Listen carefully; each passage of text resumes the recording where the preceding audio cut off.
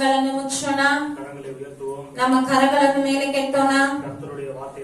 ಕರ್ತನ ವಾಕ್ಯವನ್ನು ನಾವು ಅರಿಕೆ ಮಾಡೋಣ. ಕರ್ತನ ವಾಕ್ಯದಂತೆ ಮಾತನಾಡುವಂತಹ, ಕರ್ತನ ಮಾತಿನಂತೆ ಚಿಂತಿಸುವಂತಹ, ಕರ್ತನ ಮಾತಿನಂತೆ ಕ್ರಿಯೆ ಮಾಡುವಂತಹ ನನಗೆ ಎಲ್ಲವೂ ಸಫಲವಾಗುವುದು. ನನ್ನ ಮಾರ್ಗಗಳು ಅದು ಚೆನ್ನಾಗಿರುವುದು. ನನಗೆ ಯಾವಾಗಲೂ ಜಯ ಉಂಟು.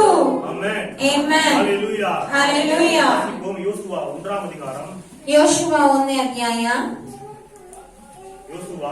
ಯೋಶುವ 1ನೇ ಅಧ್ಯಾಯ 8 முதல் 9 வரை உள்ள வசனங்கள். 8 ಮತ್ತು 9ನೇ ವಾಕ್ಯಗಳು.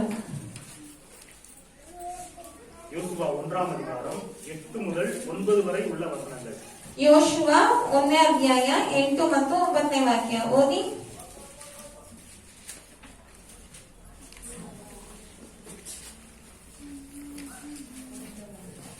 ಯೋಶುವ, ಈ ಧರ್ಮಶಾಸ್ತ್ರವು ಯಾವಾಗಲೂ ನಿನ್ನ ಬಾಯಲ್ಲಿರಲಿ. ಹಗಲಿರುಳು ಅದನ್ನು ಧ್ಯಾನಿಸುತ್ತಾ ಅದರಲ್ಲಿ ಬರೆದಿರುವುದನ್ನೆಲ್ಲ ಕೈಗೊಂಡು ನಡಿ. ಆಗ ನಿನ್ನ ಮಾರ್ಗದಲ್ಲೆಲ್ಲ ಸಫಲನಾಗುವಿ, ಕೃತಾರ್ಥನಾಗುವಿ. ನಾನು ನಿನಗೆ ಆಜ್ಞಾಪಿಸಿದ್ದನ್ನೆಲ್ಲ ಸ್ಥಿರಚಿತ್ತನಾಗಿರು, ಧೈರ್ಯದಿಂದಿರು, ಅಂಜಬೇಡ, ಕಳವಳಗೊಳ್ಳಬೇಡ. ನೀನು ಹೋಗುವಲ್ಲೆಲ್ಲ ನಿನ್ನ ದೇವರಾದ ಯೆಹೋವನು ನಿನ್ನ ಸಂಗಡ ಇರುತ್ತಾನೆ ಎಂದು ಹೇಳಿದನು. இந்த நியாய பிரமாண புஸ்தகம் உன் வாயை விட்டு பிரியாதிருப்பதாக. ಈ ಧರ್ಮಶಾಸ್ತ್ರವು ಯಾವಾಗಲೂ ನಿನ್ನ ಬಾಯಲ್ಲಿರಲಿ. ಫಸ್ಟ್ ಅದು ವಾயை விட்டு பிரியாதிருப்பதாக. வார்த்தை ಮೊದಲನೇದೇನಾಗಿ ದೇವರ ವಾಕ್ಯ ಬಂದು ಯಾವಾಗಲೂ ನಿಮ್ಮ ಬಾಯಲ್ಲಿರಬೇಕು. இதில் எழுதியிருக்கிறவைகளெல்லாம் செய்யும்படிக்கு, ಅದರಲ್ಲಿ ಬರೆದದ್ದನ್ನೆಲ್ಲ ನಾವು ಕೈಗೊಂಡು ನಡೆಯುವಂತೆ, இது எழுதியிருக்கிறவைகளின் படியெல்லாம் நீ செய்ய கவனமாயிருக்கும்படி இரவு பகலும் இதை தியானித்துக் கொண்டிருப்பாயாக. ಹಗಲು ಇರಲು ನಾವು ಇದನ್ನೇ ಧ್ಯಾನಿಸುತ್ತಾ ಇರಬೇಕು. அப்பொழுது ಆಗ ನೀವು உன் வழியை வாய்க்க பண்ணுவாய், ಮಾರ್ಗವೆಲ್ಲ ಸಫಲನಾಗುವಿ. அப்பொழுது புத்திமானாயும் நடந்து கொள்வாய், ಕೃತಾರ್ಥನಾಗಿರುವಿ. நான் உனக்கு கட்டளையிடவில்லையா? ನಾನು ನಿನಗೆ ಆಜ್ಞಾಪಿಸಿದೆನಲ್ಲ. பலம் கொண்டு திடமனதாயிரு, ಸ್ಥಿರಚಿತ್ತನಾಗಿರು, ಧೈರ್ಯದಿಂದಿರು, திகையாதே, ಅಂಚಬೇಡ, கலங்காதே, ಕಳವಳಗೊಳ್ಳಬೇಡ. நீ போகும் இடமெல்லாம் ನೀನು ಹೋಗುವವರೆಲ್ಲ உன் தேவனாகிய கர்த்தர் ನಿನ್ನ ದೈವರಾದ ಯೆಹೋವನು உன்னோடனே இருக்கின்றார், ನಿನ್ನ ಸಂಗಡ ಇರುತ್ತಾನೆ. ஹல்லேலூயா. ஹல்லேலூயா. தேவனுடைய வார்த்தை, ದೇವರ ವಾಕ್ಯವು நம்முடைய வாயிலே இருந்தால், ನಮ್ಮ ಬಾಯಲ್ಲಿದ್ದರೆ, தேவனுடைய வார்த்தை ದೇವರ ವಾಕ್ಯವು நம்முடைய இருதயத்திலே, நம்முடைய சிந்தையிலே இருந்தால், ನಮ್ಮ ಹೃದಯದಲ್ಲಿ, ನಮ್ಮ ಚಿಂತನೆಯಲ್ಲಿದ್ದರೆ, தேவனுடைய வாக்கியப்படி நாம் நடக்க ஆரம்பித்தால், ನಾವು ದೇವರ ವಾಕ್ಯದಂತೆ ನಾವು ನಡೆಯಲು ಆರಂಭಿಸಿದರೆ, தேவன் நம்மோடு கூடவே இருப்பார். ದೇವರು ನಮ್ಮೊಂದಿಗೆ ಇರುವರು. அது மாத்திரம் கிடையாது, ಅದು ಮಾತ್ರವಲ್ಲ, நாம் செய்வதெல்லாம் வாய்க்கும். ನಾವು ಮಾಡುವ ಎಲ್ಲಾ ಕಾರ್ಯಗಳು ಅದು ಸಫಲವಾಗುವುದು. ಆಮೆನ್. ಆಮೆನ್. ಹಲ್ಲೇಲೂಯಾ. ಹಲ್ಲೇಲೂಯಾ. ಹೋಗಿರ ಪಾದೆಗಳೇ, ನೀವು ಹೋಗುವಂತಹ ಮಾರ್ಗದಲ್ಲಿ, செய்கின்ற காரியங்களிலே, ನೀವು ಮಾಡುವಂತಹ ಕಾರ್ಯಗಳಲ್ಲಿ, ನೀವು செய்கின்ற வேலையிலே, ನೀವು ಮಾಡುವಂತಹ ಕೆಲಸಗಳಲ್ಲಿ, உங்களுடைய தொழிலிலே, ನಿಮ್ಮ ಒಂದು ಕೆಲಸ ಕಾರ್ಯಗಳಲ್ಲಿ, உங்களுடைய படிப்பிலே, ನಿಮ್ಮ ಒಂದು ಓದುವಿಕೆಯಲ್ಲಿ, எல்லா விதமான காரியங்களிலும், ಎಲ್ಲಾ ವಿಧವಾದ ಕಾರ್ಯಗಳಲ್ಲಿಯೂ எல்லாமே வாய்க்கும். ಎಲ್ಲವೂ ಸಫಲವಾಗುವುದು. எப்பொழுதும் வெற்றி கிடைக்கும். ಯಾವಾಗಲೂ ನಿಮಗೆ ಜಯ ಸಿಗುವುದು. எப்பொழுது? ಯಾವಾಗ? தேவனுடைய வார்த்தைகளை ದೇವರ ವಾಕ್ಯಗಳನ್ನು வாயிலே வைக்கும் பொழுது, ನಿಮ್ಮ ಬಾಯಲ್ಲಿ ನೀವು ಇಡುವಾಗ, தேவனுடைய வார்த்தைகளை ದೇವರ ವಾಕ್ಯಗಳನ್ನು இருதயத்திலே வைத்து சிந்தித்துக் கொண்டே இருக்கும் பொழுது, ನಿಮ್ಮ ಹೃದಯದಲ್ಲೇ ಇಟ್ಟು ಅದನ್ನೇ ಚಿಂತಿಸುತ್ತಾ ಇರುವಾಗ, தேவனுடைய வார்த்தைகளின்படி ದೇವರ ವಾಕ್ಯಗಳಂತೆ நாம் நடக்க ஆரம்பிக்கும் பொழுது, ನಾವು ನಡೆಯಲು ಆರಂಭಿಸುವಾಗ, ஆமென். ಆಮೆನ್. ஹல்லேலூயா. ஹல்லேலூயா. செயல்பாடுகள், ನಮ್ಮ ಕ್ರಿಯೆಗಳು, நம்ம என்னத்தை பேசுறோம், ನಾವು ಏನ್ ಮಾತಾಡ್ತೇವೆ, நம்ம என்னத்தை சிந்திக்கின்றோம், ನಾವು ಏನನ್ನು ಚಿಂತಿಸುತ್ತೇವೆ, அடிப்படையாக வச்சுதான் இருக்குது பாருங்க. ಅದ್ರ ಮೂಲಕವಾಗಿ ಎಲ್ಲ ಇದೆ ನೋಡಿ. நீங்க பாருங்க, ನೋಡಿ, வாயை விட்டு பிரியாதிருப்பதாக இந்த வசனங்கள், இந்த நியாய பிரமாண புத்தகத்தில் எழுதப்பட்டவை எல்லாம் வாயை விட்டு பிரியாதிருப்பதாக. ಈ ಧರ್ಮಶಾಸ್ತ್ರದಲ್ಲಿ ಬರೆದವೆಲ್ಲ ನಮ್ಮ ಬಾಯನ್ನು ಬಿಟ್ಟು ಹಗಲದೇ ಇರಲಿ. இதில் எழுதியிருக்கிறவர்களெல்லாம் இது எழுத்துள்ள செய்யத்தக்கதாக நீ கவனமா இருக்கும்படி இரவும் பகலும் தியானமா இருப்பாயாக. ಇದರಲ್ಲಿ ಬರೆದಿರುವಂತೆ ನಾವು ನಡೆಯುವಂತೆ ಗಮನವಾಗಿರಬೇಕು. ಇದನ್ನ ಹಗಲು ಇರಲು ನಾವು ಧ್ಯಾನಿಸುತ್ತಲೇ ಇರಬೇಕು. ஹல்லேலூயா. அப்ப வசனத்துமே நடக்க வேண்டும் என்றால் ಆಗ ವಾಕ್ಯದ ಪ್ರಕಾರವಾಗಿ ನಾವು ನಡೆಯಬೇಕಾದರೆ வசனத்தை சிந்தித்துக் கொண்டே இருக்க வேண்டும். ನಾವು ವಾಕ್ಯವನ್ನು ಚಿಂತಿಸುತ್ತಲೇ வசனத்தை ಇರಬೇಕು. குறித்து பேசிக்கொண்டே இருக்க ನಾವು வேண்டும். ವಾಕ್ಯವನ್ನು ಕುರಿತಾಗಿ ಮಾತನಾಡುತ್ತಲೇ அப்பொழுது ಇರಬೇಕು. நம்முடைய காரியங்கள் வாய்க்கும். ಆಗ ನಿಮ್ಮ ಕಾರ್ಯಗಳು ಸಫಲವಾಗುವುದು. ஆமென். Amen. ஹalleluya. Hallelujah. ஆசீர்வாதங்கள் மாத்திரம் கிடையாது, ಆಶೀರ್ವಾದಗಳು ಮಾತ್ರವಲ್ಲ, நம்முடைய வாழ்க்கையின் செயல்பாடுகள் கூட ನಮ್ಮ ಜೀವನದ ಒಂದು ಕ್ರಿಯೆಗಳು ಕೂಡ நம்முடைய வாயிலும் மனதிலும் தேவனுடைய வார்த்தைகள் இருப்பதை வைத்து தீர்மானிக்கப்படுகின்றது. ನಮ್ಮ ಬಾಯಿನಲ್ಲೂ ನಮ್ಮ ಮನಸ್ಸಲ್ಲೂ ದೇವರ ವಾಕ್ಯ ಇರುವುದನ್ನಿಟ್ಟೇ ತೀರ್ಮಾನಿಸಲ್ಪಡುತ್ತದೆ. பைபிள் சொல்லுது பாருங்க, சங்கீதம் 119:11 ಕೀರ್ತನೆಗಳು 119:11 ಹೇಳುತ್ತದೆ ನೋಡಿ, நான் உமக்கு விரோதமாய் பாவம் செய்யாதபடிக்கு ನಾನು ನಿಮಗೆ ವಿರೋಧವಾಗಿ ಪಾಪ ಮಾಡದಂತೆ உமது வாக்கை ನಿಮ್ಮ ವಾಕ್ಯವನ್ನು என் இருதயத்தில் வைத்து வைத்தேன். ನನ್ನ ಹೃದಯದಲ್ಲಿ ನಾನು ಇಟ್ಟಿದ್ದೇನೆ. ஹalleluya. Hallelujah. கீர்த்தனைக்காரன் சொல்றான், ಕೀರ್ತನೆಗಾರನು நான் ಹೇಳ್ತಾನೆ, தேவனுக்கு விரோதமான பாவம் செய்யாதபடிக்கு ನಾನು ದೇವರಿಗೆ ವಿರೋಧವಾಗಿ ಪಾಪ ಮಾಡದಂತೆ தேவனுடைய வார்த்தைகளை ದೇವರ ವಾಕ್ಯಗಳನ್ನು என் இருதயத்திலே வைத்திருக்கின்றேன். ನನ್ನ ಹೃದಯದಲ್ಲಿ ಇಟ್ಟಿದ್ದೇನೆ. அப்ப தேவனுடைய வார்த்தைகளை நாம் இருதயத்தில் வைத்தோம் என்றால் ಆಗ ದೇವರ ವಾಕ್ಯವನ್ನು ನಮ್ಮ ಹೃದಯದಲ್ಲಿ ನಾವು ಇಡುವುದಾದರೆ நம்முடைய வழிகள், ನಮ್ಮ ಮಾರ್ಗಗಳು, நம்முடைய பாதைகள் ನಮ್ಮ ಒಂದು ನಡೆಗಳು தேவனுக்கு விரோதமாக இருக்காது. ದೇವರಿಗೆ ವಿರೋಧವಾಗಿರುವುದಿಲ್ಲ. அதான் பைபிள் சொல்லுது, ಅದುವೇ ಸತ್ಯವೇದ ಹೇಳುತ್ತದೆ, இரவும் பகலும் கர்த்தருடைய வேதத்திலே தியானமாக இருக்க வேண்டும் என்று. ಹಗಲು இருಳು ಕರ್ತನ ವೇದದಲ್ಲಿ ನಾವು ಧ್ಯಾನವಾಗಿರಬೇಕಂತ. ஆமென். Amen. ஹalleluya. Hallelujah. அதுதான் சபைக்கு வர்றோம் பாருங்க. ಅದಕ್ಕಾಗಿ ನಾವು ಸಭೆಗೆ ಬರ್ತೇವೆ அதுதான் ನೋಡಿ. சங்கீதத்தை கேட்டுக்கிட்டு இருக்கிறோம். ಅದಕ್ಕೆ ನಾವು ಸತ್ಯವನ್ನು ಕೇಳುತ್ತಿರುತ್ತೇವೆ. சத்திய வார்த்தைகளை நாம் கேட்டுக்கொண்டே இருக்க இருக்க ಈ ಸತ್ಯಾಂಶವನ್ನು ನಾವು ಕೇಳುತ್ತಲೇ ಇರ್ತಾ சத்தியம் நம்மை பரிசுத்தமாக்கும். ಈ ಸತ್ಯಾಂಶವು ನಮ್ಮನ್ನು ಪರಿಶುದ್ಧಪಡಿಸುತ್ತದೆ. நம்முடைய வசனமே சத்தியம். ನಿಮ್ಮ ವಾಕ್ಯವೇ ಸತ್ಯವು. நம்முடைய சத்தியத்தினால் அவர்களை பரிசுத்தமாக்கும். ನಿಮ್ಮ ಸತ್ಯದಿಂದ ಅವರನ್ನು ಪರಿಶುದ್ಧಗೊಳಿಸು. வார்த்தைகளை கேட்டுக்கொண்டே இருக்க தேவனுடைய வார்த்தைகளை கேட்டுக்கொண்டே ಆಗ இருக்க ನೀವು ದೇವರ ವಾಕ್ಯಗಳನ್ನು ಕೇಳುತ್ತಲೇ ಇರ್ತಾ அந்த பரிசுத்தம் என்கிற சுபாவம் நமக்குள்ள ஆட்டோமேட்டிக்கா வந்துரும் பாருங்க. ಆ ಪರಿಶುದ್ಧ ಎನ್ನುವಂತ ಒಂದು ಸ್ವಭಾವ ನಮ್ಮಲ್ಲಿ ತಾನಾಗಿಯೇ ಬಂದ್ಬಿಡುತ್ತದೆ ನೋಡಿ. ஏன் சொல்றாரு பாருங்க, ಯೇಸು ಹೇಳ್ತಾರೆ ನೋಡಿ, நான் உங்களுக்கு சொன்ன உபதேசத்தினாலே ನಾನು ನಿಮಗೆ ಹೇಳಿದ ಉಪದೇಶದಿಂದ நீங்கள் இப்போதே சுத்தமாக இருக்கிறீர்கள். ನೀವು ಈಗಲೇ ಶುದ್ಧವಾಗಿದ್ದೀರಿ.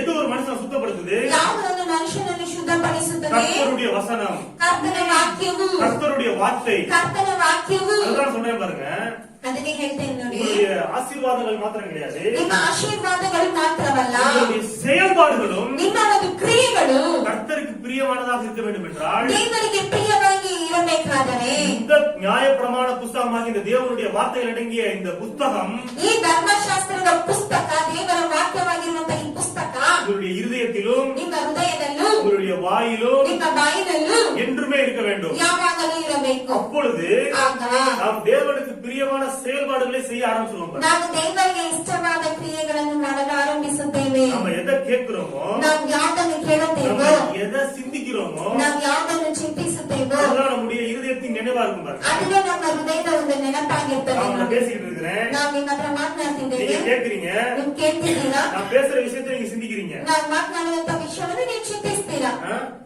நான் பேசுறத கேக்குறவங்க நான் பேசுறத சிந்திப்பாங்க. ನಾನು ಮಾತನಾಡೋದನ್ನು ಕೇಳುತ್ತಾ ಇರುವವರು ಅದನ್ನೇ ಚಿಂತಿಸುತ್ತಾರೆ. பைபிள் சொல்லுது, ಸತ್ಯವಾದ ಹೇಳ್ತದೆ, ஒரு இருதயத்தின் நினைவு எப்படியோ அவன் அப்படியே இருக்கின்றான். ಒಬ್ಬನ ಹೃದಯದ ನೆನಪು ಹೇಗೆಯೋ ಅವನ ಹಾಗೆಯೇ ಇದ್ದಾನೆ. ஹalleluya. Hallelujah. நம்ம இருதயத்தின் நினைவு எப்படி இருக்கின்றதோ ನಮ್ಮ ಹೃದಯದ ನೆನಪು ಹೇಗಿದೆಯೋ அதுதான் பாருங்க நம்மளோட கேரக்டர், ಅದನ್ನೇ ನಮ್ಮ ಒಂದು ಸ್ವಭಾವ, அதுதான் நம்முடைய செயல்பாடு. ಅದನ್ನೇ ನಮ್ಮ ಒಂದು ಕ್ರಿಯೆಗಳು. அப்ப உங்களுடைய நல்ல குணங்களாக நல்ல கேரக்டராக ஒரு மனுஷன் வாழணும்னா என்ன கேட்கணும்? ಒಳ್ಳೆ ಗುಣದಿಂದ, ಒಳ್ಳೆ ಒಂದು ಸ್ವಭಾವದಿಂದ ಒಂದು ಮನುಷ್ಯನು ಬಾಳಬೇಕಾದ್ರೆ ಏನ್ ಕೇಳ್ಬೇಕು? தேவனுடைய நல்வார்த்தைகளை கேட்க வேண்டும். ದೇವರ ಒಳ್ಳೆ ಮಾತುಗಳನ್ನು ಕೇಳಬೇಕು. ஹalleluya. Hallelujah. தேவனுடைய நல்வார்த்தைகளை கேட்க வேண்டும். ದೇವರ ಒಳ್ಳೆ ಮಾತುಗಳನ್ನು ಕೇಳಬೇಕು. அப்பதான் ஒரு மனுஷனுக்குள்ள நல்ல சுபாவங்கள் வெளிப்பட ஆரம்பிக்கும். ಆಗ ಆ ಮನುಷ್ಯನಲ್ಲಿ ಒಳ್ಳೆ ಸ್ವಭಾವಗಳು ಪ್ರಕಟವಾಗುತ್ತದೆ. ஆமென். Amen. ஹalleluya.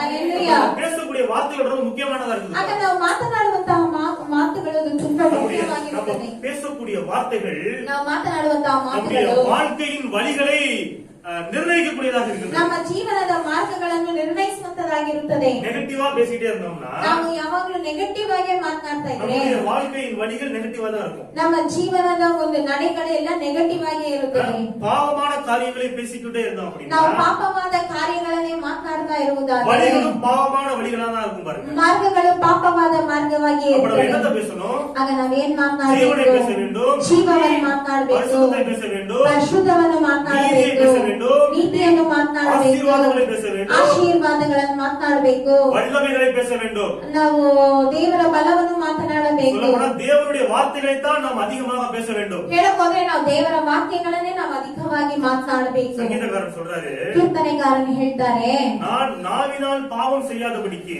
ನಾನು ನನ್ನ ನಾಲಿಗೆಯಿಂದ ಪಾಪ ಮಾಡದಂತೆ என் வழிகளை காத்து ನನ್ನ ಮಾರ್ಗಗಳನ್ನು ಕಾಪಾಡಿ என் வாயை கடிவாளத்தால் அடக்கி வைப்பேன். ನನ್ನ ಬಾಯನ್ನು ಕಡಿವಾಣದಿಂದ ಅಡಗಿಸಿಡುತ್ತೇನೆ. வாய் ಬಾಯಿ வழிகள்.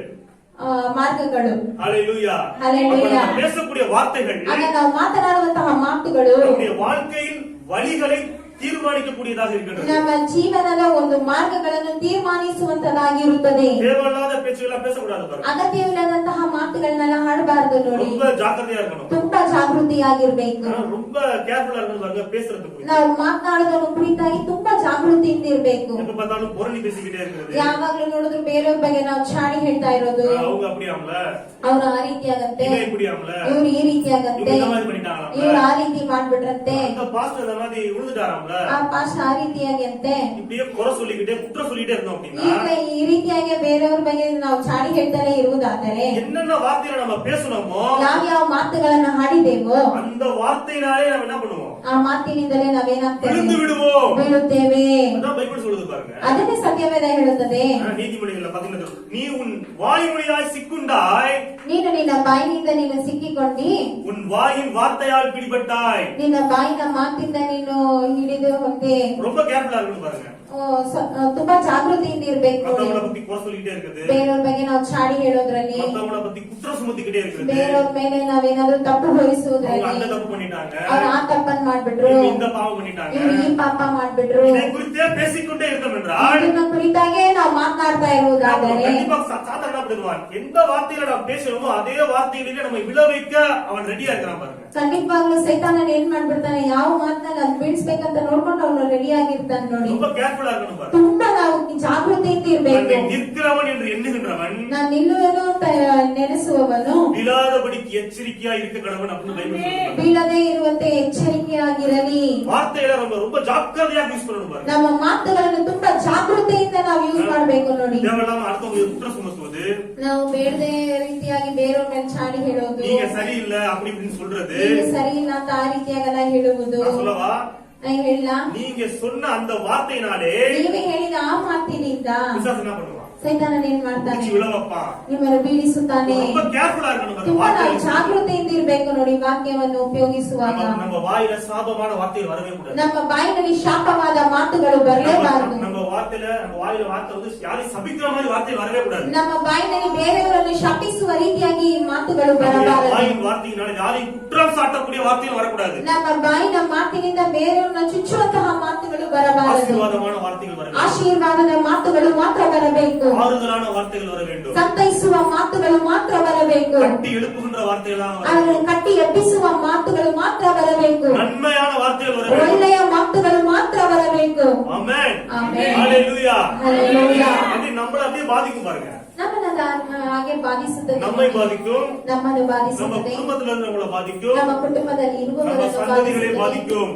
ನಮ್ಮ ಸಂತಾನಗಳನ್ನು வாயின் ಬಾಧಿಸುತ್ತದೆ. வார்த்தைகள் ரொம்ப கவனமா இருக்கணும் பாருங்க. ಆಗ ನಮ್ಮ ಬಾಯಿನ ಮಾತುಗಳು ತುಂಬಾ ಗಮನವಾಗಿರ್ಬೇಕು ನೋಡಿ. அதான் நான் பாக்குறேன், அதான் நீங்க பார்க்க போறோம் பாருங்க. ಅದನ್ನೇ ಇವತ್ತು ನಾವು ನೋಡ್ತೇವೆ ನೋಡಿ. வேதத்துல பார்த்தோம் பாருங்க. ನಾವು ಸತ್ಯವೇದದಲ್ಲಿ ನೋಡ್ತೇವೆ ನೋಡಿ. இந்த நியாயப்பிரமாண புஸ்தகம், ಈ ಧರ್ಮಶಾಸ್ತ್ರವು, அதாவது தேவனுடைய வார்த்தைகள் அடங்கிய இந்த புத்தகம், ಈ ದೇವರ ಮಾತನ್ನ ಅಡಗಿರುವಂತ ಈ ಪುಸ್ತಕವು, இந்த வார்த்தைகள் உன் வாயை விட்டு பிரியாது இருப்பதாக, ಈ ವಾಕ್ಯಗಳು ನಿಮ್ಮ ಬಾಯನ್ನು ಬಿಟ್ಟು ಹಗಲದೇ ಇರಲಿ. இவைகளை குறித்தே நீ சிந்தித்துக் கொண்டே இரு. ಇವುಗಳನ್ನು ಕುರಿತಾಗಿ ನೀವು ಯಾವಾಗಲೂ ಚಿಂತಿಸುತ್ತಲೇ ಇರಿ. இவைகளை நீ செய்யும்படிக்கு இதிலே தியானமாக இரு. ಇವುಗಳನ್ನು ನೀವು ಮಾಡುವಂತೆ ಯಾವಾಗಲೂ ನೀವು ಧ್ಯಾನವಾಗಿರಿ.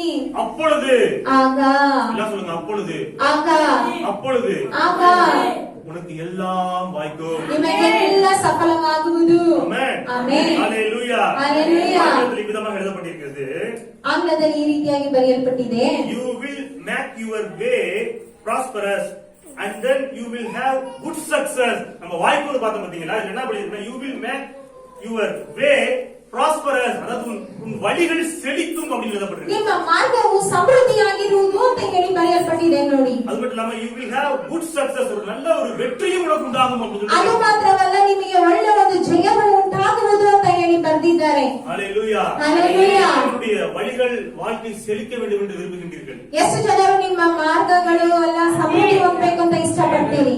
எத்தனை பேர் நல்ல வெற்றிகளை இந்த உலகத்திலே காண வேண்டும் என்று ஆசைப்படுகின்றீர்கள்? ಎಷ್ಟು ಜನರು ನಿಮ್ಮ ಜೀವನದಲ್ಲಿ ಒಳ್ಳೆ ಜಯಗಳನ್ನು ಕಾಣಬೇಕಂತ ಆಸೆ ಪಡುತ್ತೀರಿ? எடுத்து வாசிங்க. ಎದ್ದು ಓದೋಣ. சங்கீதம் 1 அதிகாரம் ಕೀರ್ತನೆಗಳು 1ನೇ ಅಧ್ಯಾಯ 2-3 ಆಗಿ ವಚನ. 2-3 ವಾಕ್ಯ. சங்கீதம் 1:2-3. ಕೀರ್ತನೆಗಳು 1-2-3.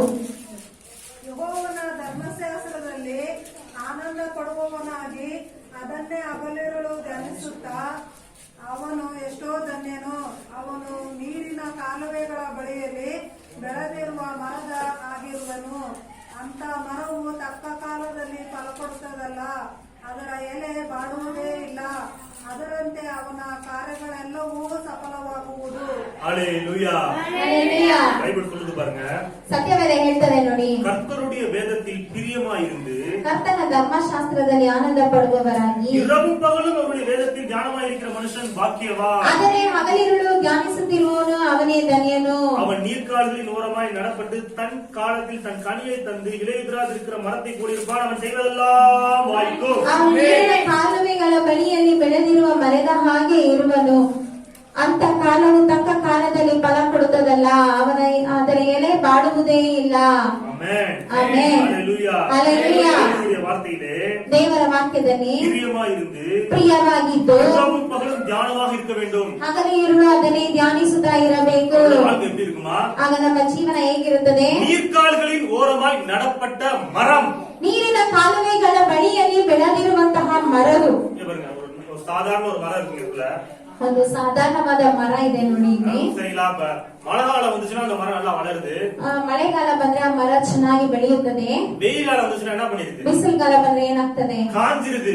ಒಣಗ್ ಬಿಡುತ್ತದೆ. இலையெல்லாம் உதிர்ந்துருது. ಎಲೆ ಎಲ್ಲ ಬಾಡಿ ಉದುರು ಬಿಡುತ್ತದೆ. அது பிரயோஜனம் இல்லாம இருக்குது. ಅದು ಉಪಯೋಗ ಇಲ್ಲ ஆனா ಆಗ್ಬಿಡುತ್ತದೆ. நீர்க்கால்கள்ல, அதாவது ஒரு தண்ணீர் இருக்கிற இடத்துல, ஒரு ஏரி பக்கத்துல இருக்கிற மரம் ಆದರೆ ನೀರಿನ ಕಾಲುವೆಗಳ ಬಳಿಯಲ್ಲಿ ಇರುವಂತಹ ಮರವು மழை காலத்துல நல்லாதான் வளருது. ಮಳೆಯ ಒಂದು ಕಾಲದಲ್ಲೂ ಚೆನ್ನಾಗಿ ಬೆಳೆಯುತ್ತದೆ. வெயில் காலத்துல நல்லாதான் வளருது. ಬಿಸಿಲಿನ ಕಾಲದಲ್ಲೂ ಚೆನ್ನಾಗಿ ಬೆಳೆಯುತ್ತದೆ. எல்லா காலத்திலும் அது கனி கொடுக்கக்கூடியதாக இருக்கிறது. ಎಲ್ಲಾ ಕಾಲದಲ್ಲಿ ಅದು ಫಲ ಕೊಡುವಂತದಾಗಿ ಇರುತ್ತದೆ. ಏಕೆ? அது நீர்க்கால்களின் ஓரமாய் நடப்பட்டதாக இருக்கின்றது. ಅದು ನೀರಿನ ಕಾಲುವೆಗಳ ಬಳಿಯಲ್ಲಿ ನಡೆಯಲ್ಪಟ್ಟಂತ அது ಮರವಾಗಿರುತ್ತದೆ. உலகத்தின் சூழ்நிலைகளை சார்ந்து வளரவில்லை. ಅದು ಲೋಕದ ಸ್ಥಿತಿಗಳನ್ನು ನೋಡಿ ಅದು ಬೆಳೆಯುವಂತದಲ್ಲ. அது நீர்க்கால்களை சார்ந்து வளர்கின்றது. ಅದು ನೀರಿನ ಕಾಲುವೆಗಳಲ್ಲಿ ಸೇರಿ ಅದು ಬೆಳೆಯುತ್ತದೆ. ஹalleluya. ஹalleluya. அதே போலதான் ಅದೇ ರೀತಿಯಾಗಿ உலகத்துல ಈ ಲೋಕದಲ್ಲಿ தீங்கு நாட்கள் இருக்கின்றது. ಕೆಡುಕಿನ ದಿನಗಳಿದೆ, துன்பமான நாட்கள் இருக்கின்றது. ಕೆಟ್ಟದಂತ ದಿನಗಳಿದೆ, உபத்திரவமான காலங்கள் இருக்கின்றது. ಉಪದ್ರವಂತ ಕಾಲಗಳಿವೆ, ஆபத்துகள் இருக்கின்றது. ಅಪಾಯಗಳಿವೆ. ஆனா ಆದರೂ யார் தேவனுடைய வார்த்தைகளிலே இரவும் பகலும் தியானமாக இருக்கின்றார்களோ ಯಾರು ದೇವರ ವಾಕ್ಯದಲ್ಲಿ ಹಗಲು ಇರುಳು ಧ್ಯಾನಿಸುತ್ತಾ ಇರುತ್ತಾರೋ அவர்கள் எல்லா காலத்திலும் செழித்திருப்பார்கள். ಅವರು ಎಲ್ಲಾ ಕಾಲದಲ್ಲಿಯೂ ಸಮೃದ್ಧಿಯಾಗಿರುವರು. அவர்கள் எப்பொழுதும் கனி கொடுக்கக்கூடியவர்களாக இருப்பார்கள். ಅವರು ಯಾವಾಗಲೂ ಫಲ ಕೊಡುವವರಾಗಿ ಇರುವರು. ஹalleluya. ஹalleluya. இப்படிப்பட்ட வாழ்க்கை வாழ வேண்டும் என்பதுதான் தேவனுடைய விருப்பம். ಈ ರೀತಿಯಾದ ಜೀವನವನ್ನು ನಾವು ಮಾಡಬೇಕೆಂದರೆ ದೇವರ ಇಷ್ಟ. அதுக்குதான் அவருடைய மகத்துவங்களை நம்முடைய வேதத்திலே எழுதி கையிலே கொடுத்திருக்காரு நமக்கு. ಆದ್ದರಿಂದ ಆತನ ಮಹತ್ವಗಳನ್ನೆಲ್ಲ ಬರೆದಿದ್ದ ಸತ್ಯವೇದದಲ್ಲಿ ನಮ್ಮ ಕರಗಳಲ್ಲಿ ಕೊಟ್ಟಿದ್ದಾರೆ. கர்த்தருடைய வேதத்தில் பிரியமாய் இருந்து இரவும் பகலும் தியானிக்க வேண்டும் அப்படின்னு பைபிள் சொல்லுது. ಕರ್ತನ ವೇದದಲ್ಲಿ ನಾವು ಆನಂದವಾಗಿದ್ದು ಹಗಲು ಇರುಳು ಅದನ್ನು ಧ್ಯಾನಿಸಬೇಕು ಅಂತ ಹೇಳಲ್ಪಡುತ್ತದೆ. இரவும் பகலும் தியானிக்கணும்னா ಹಗಲು ಇರುಳು ಧ್ಯಾನಿಸಬೇಕಾದ್ರೆ இந்த பைபிள் மேல, இந்த வார்த்தை மேல எனக்கு என்ன இருக்கணும்? ಮೊದಲು ಈ ಸತ್ಯವೇದದ ಮೇಲೆ, ಬೈಬಲ್ ಮೇಲೆ ನಮಗೆ ಏನಿರ್ಬೇಕು? பிரியம் இருக்கணும். ನಮಗೆ ಇಷ್ಟ ಇರ್ಬೇಕು. தியானிக்கவே முடியாது. ನಮ್ಗೆ ಇಷ್ಟ ಇಲ್ಲ ಅಂದ್ರೆ ನಾವು ಧ್ಯಾನಿಸಕ್ ಸಾಧ್ಯನೇ ಇಲ್ಲ. பிரியம் இருக்க வேண்டும். ನಮ್ಗೆ ಇಷ್ಟ ಇರ್ಬೇಕು. வேதத்தின் மேல எனக்கு எப்ப பிரியம் வரும்? ಈ ಸತ್ಯವೇದದ ಮೇಲೆ ನಮ್ಗೆ ಯಾವಾಗ ಇಷ್ಟ ಬರ್ತದೆ? இந்த வார்த்தைகள் ಈ எல்லாம் ವಾಕ್ಯಗಳೆಲ್ಲ தேவன் எனக்கு கொடுத்த சொத்து. ದೇವರು ನನಗೆ ಕೊಟ್ಟಂತ ಆಸ್ತಿಗಳು. ஹalleluya. ஹalleluya. எழுதப்பட்ட வாக்குத்தத்தங்கள் எல்லாம் ಇದರಲ್ಲಿ ಬರೆಯಲ್ಪಟ್ಟ ವಾಗ್ದಾನಗಳೆಲ್ಲ தேவன் எனக்கு கொடுத்த ஆசீர்வாதம். ದೇವರು ನನಗೆ ಕೊಟ್ಟಂತ ಆಶೀರ್ವಾದಗಳು. ஹalleluya. ஹalleluya. சொல்லப்பட்ட கட்டளைகள், நியமங்கள், பிரமாணங்கள் எல்லாம் ಇದರಲ್ಲಿ ಹೇಳಲ್ಪಟ್ಟ ಎಲ್ಲ ಆಜ್ಞೆಗಳು, ಎಲ್ಲ ಕಾರ್ಯಗಳೆಲ್ಲವೂ தேவன் செய்வதற்காக, நான் நலமாக இருப்பதற்காக எனக்கு கொடுக்கப்பட்டதாக இருக்கின்றது. ನಾನು ಚೆನ್ನಾಗಿರುವುದಕ್ಕಾಗಿ ದೇವರು ನನಗೆ ಕೊಟ್ಟದಂತಾಗಿರುತ್ತದೆ. ஹalleluya. ஹalleluya. இவருடைய வாக்குத்தத்தங்கள் எல்லாம் எனக்குரியது. ದೇವರ ವಾಗ್ದಾನಗಳೆಲ್ಲ ನನ್ನದು. அது என் கால்களுக்கு தீபமாகவும் என் பாதைக்கு வெளிச்சமாகவும் ಅದು இருக்கின்றது. ನನ್ನ ಕಾಲುಗಳಿಗೆ ದೀಪವಾಗಿ ನನ್ನ ಪಾದಗಳಿಗೆ ಬೆಳಕಾಗಿಯೂ ಇದೆ. அது என்னை வழிகாட்டக்கூடியதாக இருக்கின்றது. ಅದು ನನಗೆ ಮಾರ್ಗವನ್ನು ತೋರಿಸುವಂತದಾಗಿರುತ್ತದೆ. நான் வழி தவறி நடக்கும்போது ನಾನು ಮಾರ್ಗ ತಪ್ಪಿ ನಡೆಯುವಾಗ அந்த வார்த்தைகள் என்னை கண்டித்து உணர்த்துகின்றது. ಆ ವಾಕ್ಯಗಳು ನನ್ನನ್ನು ತಿದ್ದಿಸುತ್ತದೆ. அந்த வார்த்தைகள் என்னை சீர்படுத்துகின்றது. ಆ ವಾಕ್ಯಗಳು ನನ್ನನ್ನು ಸರಿಪಡಿಸುತ್ತದೆ. அந்த வார்த்தைகள் என்னை ஸ்திரப்படுத்துகின்றது. ಆ ವಾಕ್ಯಗಳು ನನ್ನನ್ನು ಸ್ಥಿರಪಡಿಸುತ್ತದೆ. அந்த வார்த்தைகள் என்னை ಆ பலப்படுத்துகின்றது. ವಾಕ್ಯಗಳು ನನ್ನನ್ನು ಬಲಪಡಿಸುತ್ತದೆ. அந்த வார்த்தைகள் நான் எல்லாவற்றிலும் தேறினவனாக என்னை மாற்றுகின்றது. ಆ ವಾಕ್ಯದಿಂದ ನಾನು ಎಲ್ಲದರಲ್ಲೂ ಜಯ ಹೊಂದುವವನಾಗಿ ನನ್ನನ್ನು ಮಾರ್ಪಡಿಸುತ್ತದೆ.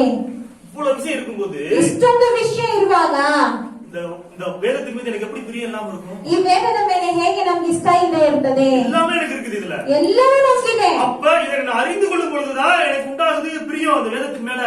ಆಗ ನಾವು ಇದನ್ನ ತಿಳ್ಕೊಳ್ಳುವಾಗ ನಮ್ಗೆ ವೇದದ ಮೇಲೆ ನಮ್ಗೆ ಪ್ರಿಯ ಇಷ್ಟ ಉಂಟಾಗುತ್ತದೆ. பிரியம் உண்டாகும் பொழுது ನಮ್ಗೆ ವೇದದ ಮೇಲೆ ಇಷ್ಟ ಉಂಟಾಗುವಾಗ ஞானம் என்கிற அந்த நிலைமை ஆட்டோமேட்டிக்கா வந்துருது பாருங்க. ಧ್ಯಾನ ಅನ್ನುವಂತ ಒಂದು ಸ್ಥಿತಿ ಹಾಗೆ ಬಂದ್ಬಿಡುತ್ತದೆ ನೋಡಿ. ஹalleluya. ஹalleluya. ஹalleluya. ஏதாவது ஒரு விஷயம் உங்களுக்கு ரொம்ப பிரியமா இருந்துச்சுன்னா ಯಾವಾದ್ರೂ ಒಂದು ವಿಷಯ ನಿಮ್ಗೆ ತುಂಬಾ ಇಷ್ಟವಾಗ್ತಾ அத ಇದೆ, பத்தி சிந்திச்சிட்டே இருப்போம் பாருங்க. ಅದ್ರ ಬಗ್ಗೆ ಚಿಂತೆ ಮಾಡ್ತಾ ಇರ್ತೇವೆ. என் பையனுக்கு வந்து ஏதாச்சும் ஒரு புதுசா ஒரு gift ஏதாச்சும் ஒரு டாய்ஸ் வாங்கி கொடுத்தோம் அப்படின்னா ನನ್ ಮಗನಿಗೆ ಬಂದು ಏನಾದ್ರೂ ಹೊಸದಾಗಿ ಒಂದು ಆಟ ಸಾಮಾನು ಏನಾದ್ರೂ ಇಸ್ಕೊಟ್ರೆ அதை விடவே மாட்டான். ಅದನ್ನ ಅವ್ನು ಬಿಡುವುದೇ ಇಲ್ಲ. அதை கையில பிடிச்சிட்டே இருப்பான். ಅದನ್ನ ಅವ್ನ ಕೈಯಲ್ಲಿ ಇಟ್ಕೊಂಡೇ ಇರ್ತಾನೆ. காலையில இருந்து சாயந்தரம் அதே வச்சிருப்பான் பாருங்க. ಬೆಳಗಿಂದ ಸಂಜೆವರೆಗೂ ಅವನು ಅದನ್ನೇ ಇಟ್ಟಿರ್ತಾನೆ. தூங்கும் போது கூட அதை கட்டி பிடிச்சிட்டு தான் தூங்குவான். ಮಲ್ಕೊಳ್ಳುವಾಗ ಕೂಡ ಅದನ್ನ ಇಟ್ಕೊಂಡೇ ನಿದ್ದೆ ಮಾಡ್ತಾನೆ. ஏன்? ಏಕೆ? அதன் மீது ಅದ್ರ ಮೇಲೆ அவனுக்கு ಅವನಿಗೆ பிரியம். ಇಷ್ಟ. பிரியம் அது ஒரு டெம்பரரி தான் பாருங்க. ಅದು ಬಂದು ಏನು ತಾತ್ಕಾಲಿಕವಾಗಿ ಅಷ್ಟೇ. ஆனா ஒவ்வொரு நாளைக்கு உங்களுக்கு கொடுத்தோம்னா ஒவ்வொரு நாளைக்கு அதை பிடிச்சிட்டு தான் இருப்பாங்க. ಅದು ಪ್ರತಿಯೊಂದು ದಿನ ಒಂದೊಂದು ನಾವು ಕೊಡುವುದಾದ್ರೆ ಅವ್ನು ಇಟ್ಕೊಂಡೇ ಇರ್ತಾನೆ. அதே போலதான் ಅದೇ ರೀತಿಯಾಗಿ ஒவ்வொரு நாளும் ಪ್ರತಿಯೊಂದು ದಿನವೂ தேவன் உங்களோடு கூட ದೇವರು ನಿಮ್ಮೊಂದಿಗೆ புதிய புதிய வார்த்தைகளின் வழியாக ಹೊಸ ಹೊಸ ವಾಕ್ಯಗಳ ಮಾರ್ಗವಾಗಿ பேசுவார். வார்த்தையின் வழியாக ವಾಕ್ಯಗಳ ಮೂಲಕವಾಗಿ அதை அப்படியே ಮಾತನಾಡುವುದು, பிடிச்சுக்கிறணும். ಅದನ್ನ ನಾವು ಹಾಗೆ ಹಿಡಿದುಕೊಳ್ಳಬೇಕು. காலை முதல் மாலை வரை இரவு முதல் ஃபுல்லா கம்ப்ளீட்டா அதையே அரவணைச்சுக்கிறணும்.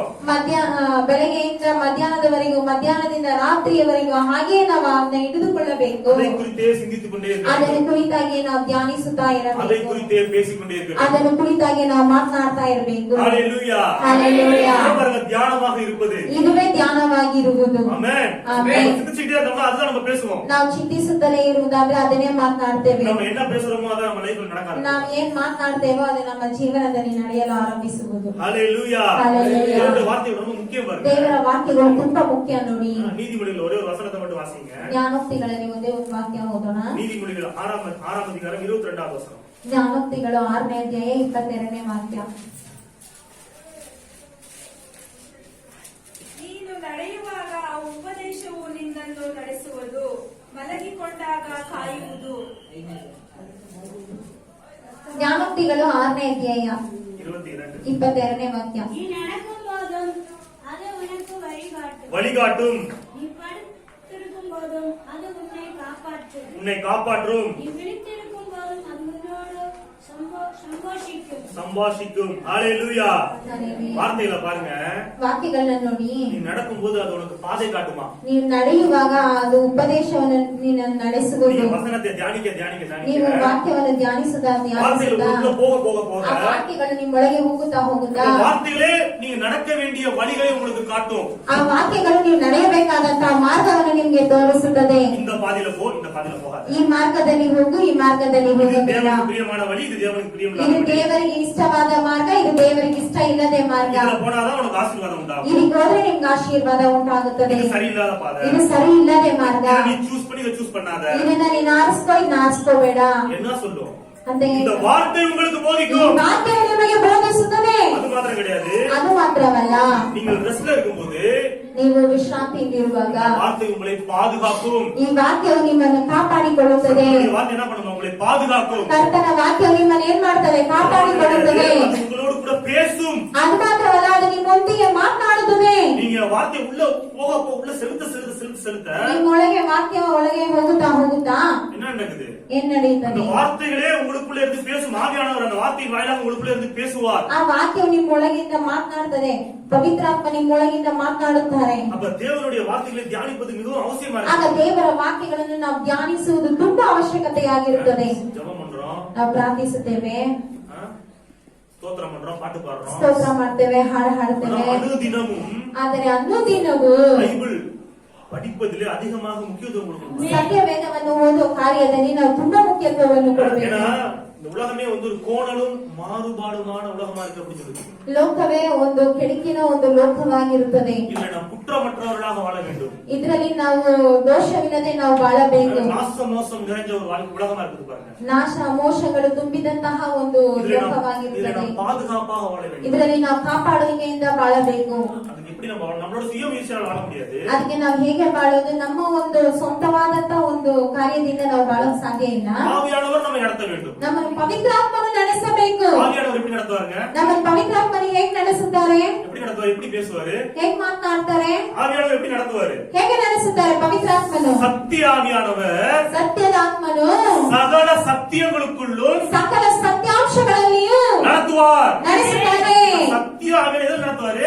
ಸತ್ಯ ಆತ್ಮನು ಹೇಗೆ ನಡೆಸುತ್ತಾರೆ? சத்தியங்களுக்குள்ள நடத்துவாரு. ಸತ್ಯದಲ್ಲಿ ನಡೆಸುತ್ತಾರೆ. அப்ப நீங்க சத்தியங்களுக்குள்ள நடக்கணும் அப்படின்னா நீங்க என்ன தெரிஞ்சிருக்கணும்? ಆಗ ನೀವು ಸತ್ಯದಲ್ಲಿ ನಡೆಯಬೇಕಾದ್ರೆ ನಿಮ್ಗೆ ಏನ್ ತಿಳಿದಿರ್ಬೇಕು? சத்தியங்களை நன்றாக அறிந்திருக்க ಈ வேண்டும். ಸತ್ಯಗಳನ್ನು ಚೆನ್ನಾಗಿ ನೀವು ತಿಳಿದಿರ್ಬೇಕು. அப்பதான் அவர் உங்களை கைட் பண்றது ரொம்ப ஈஸியா இருக்கும் பாருங்க. ಆಗ ಅವ್ರು ನಿಮ್ಮನ್ನು ಗೈಡ್ ಮಾಡೋದು ತುಂಬಾ ಸುಲಭವಾಗಿರ್ತದೆ. ரொம்ப ஈஸியா சொல்லிடுவாரு. ತುಂಬಾ ಸುಲಭವಾಗಿ ஈஸியா ಹೇಳ್ತಾರೆ. நீங்க புரிஞ்சுக்கிறீங்க. ನೀವು ತುಂಬಾ ಸುಲಭವಾಗಿ ಅರ್ಥ ಮಾಡ್ಕೊಳ್ತೀರಿ. சித்தமா நீங்க வந்து ஜோமணி கேட்க வேண்டிய அவசியம் இல்லை. ஆட்டோமேட்டிக்காவே இது அவரோட சித்தம்தான் உங்களுக்குள்ள இருந்தே பேச ஆரம்பிச்சிருவாரு. ನೀವು ಇದು ದೇವರೇ ನಿಮ್ಮ ಚಿತ್ತವ ಅಂತ ಹೇಳಿ ಪ್ರಾರ್ಥಿಸಿ ಕೇಳಬೇಕಾದಂತ ಅವಶ್ಯಕತೆನೇ ಇಲ್ಲ. ಅವರೇ ನಿಮ್ಮೊಳಗಿಂದ ಮಾತನಾಡಲು ಪ್ರಾರಂಭಿಸುತ್ತಾರೆ. தேவனுடைய வார்த்தைகளை ஊறி திளைக்கின்ற ஒரு வாழ்க்கை வாழ வேண்டும் என்று கர்த்தர் நம்மிடத்தில் எதிர்பார்க்கிறார். ದೇವರ ವಾಕ್ಯದಲ್ಲಿ ನಾವು ಒಳಗೆ ಸೇರಿ ಇದ್ದು ಬಾಳಬೇಕು ಅಂತ ಹೇಳಿ ದೇವರು ಎದುರು ನೋಡುತ್ತಾರೆ. ஆமென். Amen. ஹalleluya. Hallelujah. ஹalleluya. Hallelujah. வேதத்தில் உள்ள வாக்குத்தத்தங்கள் ಸತ್ಯವೇದದಲ್ಲಿರುವ ವಾಗ್ದಾನಗಳು எல்லாமே நமக்கு சொந்தமா தான் இருக்கு. ಎಲ್ಲವೂ ನಮಗೆ ಸ್ವಂತವಾಗಿದೆ. அது வார்த்தையாக இருக்கும் அளவும் ಅದು ವಾಕ್ಯವಾಗಿರುವ ತನಕ அத நம்மளால அனுபவிக்க முடியாது பாருங்க. ಅದನ್ನ ನಮ್ಮಿಂದ ಅನುಭವಿಸಲು ಸಾಧ್ಯ ಇಲ್ಲ. ஒரு செக் இருக்கு. ಒಂದು ಚೆಕ್ ಇದೆ. செக்ல வந்து 10 லட்சம் ரூபாய் எழுதி நம்ம கையில கொடுக்கிறேன். ಒಂದು ಚೆಕ್ ಅಲ್ಲಿ ಬಂದು ನಾನು 10 ಲಕ್ಷವನ್ನು ಬರ್ಬಿಟ್ಟು ನಿಮ್ ಕೈನಲ್ಲಿ ಕೊಡ್ತೇನೆ. அது வார்த்தையா இருக்கிறவரையும் அது லெட்டரா இருக்கிறவரையும் அது செக்கா இருக்கிறவரையும் அதை உங்களால என்ன பண்ண முடியாது. ಅದು ಚೆಕ್ ಆಗಿರುವ ತನಕ ನಿಮ್ಮಿಂದ ಏನ್ ಮಾಡಕ್ ಸಾಧ್ಯ ಇಲ್ಲ. அதை வந்து அனுபவிக்க முடியாது. ಅದನ್ನ ನೀವು ನಿಮ್ಮ ಅನುಭವಕ್ಕೆ ತರಕ್ ಸಾಧ್ಯವೇ ಇಲ್ಲ. அது நீங்க கலெக்ஷன் கொடுத்து ಅದನ್ನ ನೀವು ಅಲ್ಲಿ ಕಲೆಕ್ಷನ್ ಹಾಕಿ கேஷா நீங்க மாத்தும் போதுதான் ಅದನ್ನ ನೀವು ಕ್ಯಾಶ್ ಆಗಿ ನೀವು ಬದಲಾಯಿಸುವಾಗ அதை என்ன பண்ண முடியும்? அனுபவிக்க முடியும். ಅದನ್ನ ನೀವೇನ್ ಮಾಡ್ಬೋದು? ಅನುಭವಿಸಬಹುದು. அது ஒரு ப்ராசஸ் பாருங்க. ಅದು ಒಂದು ಕಾರ್ಯ ನೋಡಿ. அதே போலதான் ಅದೇ ರೀತಿಯಾಗಿ தேவனுடைய வார்த்தைகள் ದೇವರ ವಾಕ್ಯಗಳು அந்த ஆசீர்வாதங்கள் தேவனுடைய வார்த்தைகளுக்குள்ள தான் இருக்குது. ಆ ಆಶೀರ್ವಾದಗಳೆಲ್ಲ ದೇವರ ವಾಕ್ಯದೊಳಗೆ ಇದೆ. எழுத்தா இருக்கிறவரையும் ಅದು ಒಂದು ಬರೆಯುವಿಕೆಯಿಂದ ಇರೋದ್ರಿಂದ அதை நம்மால் அனுபவிக்க முடியாது. ಅದನ್ನ ನಮ್ಮಿಂದ ನಾವು ಅನುಭವಿಸಕ್ ಸಾಧ್ಯ ಇಲ್ಲ. அந்த வார்த்தைகள் மாம்சமாக ஆக வேண்டும். ಈ ವಾಕ್ಯಗಳು ಮಾಂಸವಾಗಬೇಕು. அந்த வார்த்தைகள் பலனாக சுகமாக ஆரோக்கியமாக மாற வேண்டும். ಈ ವಾಕ್ಯಗಳು ಬಲವಾಗಿ ಸುಖವಾಗಿ ಆರೋಗ್ಯವಾಗಿ ಮಾರ್ಪಡಬೇಕು. அந்த வார்த்தைகள் ஐஸ்வர்யமாக மாற வேண்டும். ಈ ವಾಕ್ಯಗಳು ಐಶ್ವರ್ಯವಾಗಿ ಮಾರ್ಪಡಬೇಕು. அந்த வார்த்தைகள் என்ன வரணும்? மாம்சமாக மாறணும் பாருங்க. ಈ ವಾಕ್ಯಗಳು ಮಾಂಸವಾಗಬೇಕು ನೋಡಿ. அப்பொழுதுதான் அதை நாம் அனுபவிக்க முடியும், சுதந்திரித்துக் கொள்ள முடியும். ಆಗ ನಾವು ಅದನ್ನು ಅನುಭವಿಸಬಹುದು, ನಾವು ಬಾಧ್ಯತೆ ಪಡಿಸಿಕೊಳ್ಳಬಹುದು. ஹalleluya. ஹalleluya. அதற்கு 3 வழிகள் இருக்கின்றது. ಅದಕ್ಕೆ 3 ಮಾರ್ಗಗಳಿವೆ. வேதத்திலே 3 உதாரணங்களை நான் சொல்லி உங்களுக்கு நான் செய்தி முடிக்கலாம் இருக்கிறேன். ಸತ್ಯವೇದದಿಂದ ಒಂದು 3 ಉದಾಹರಣೆಗಳನ್ನು ಹೇಳಿ ಒಂದು ಸಂದೇಶವನ್ನು ಮುಗಿಸೋಣ ಅನ್ಕೊಂಡಿದ್ದೇನೆ. வாசிப்போம். ಓದೋಣ. இப்படி வார்த்தையா இருக்கின்ற அந்த ஆசீர்வாதங்களை, ವಾಕ್ಯವಾಗಿರುವಂತಹ அந்த ಆಶೀರ್ವಾದಗಳನ್ನು, வாக்குத்தத்தங்களை ಆ ವಾಗ್ದಾನಗಳನ್ನು எப்படி நாம் மாம்சமாக்கி பெற்றுக்கொள்வது? ಹೇಗೆ ನಾವು ಮಾಂಸ ಮಾಡಿ ನಾವು ಹೊಂದಿಕೊಳ್ಳುವುದು? வார்த்தையா இருக்கின்ற அந்த ஆசீர்வாதங்களை ವಾಕ್ಯವಾಗಿರುವಂತಹ ಆಶೀರ್ವಾದಗಳು ஆரோக்கியமாக, பலனாக, சுகமாக எல்லா விதமான ஆசீர்வாதங்களாக அதை எப்படி கன்வெர்ட் பண்ணி எப்படி பெற்றுக்கொள்வது? ಹೇಗೆ ಆರೋಗ್ಯವಾಗಿ ಸುಖವಾಗಿ ನಾವು ಅದನ್ನು ಹೇಗೆ ಬದಲಾಯಿಸಿ ಹೊಂದ್ಕೊಳ್ಳೋದು ಅಂತ ನಾವು ನೋಡೋಣ. வாசிப்போம். லூக்கா 1ஆம் அதிகாரம் ಲೂಕಾ ಬರೆದ ಸುವಾರ್ತೆ 1ನೇ ಅಧ್ಯಾಯ 37, 38 ஆகிய வசனம். 37, 38ನೇ ವಾಕ್ಯ.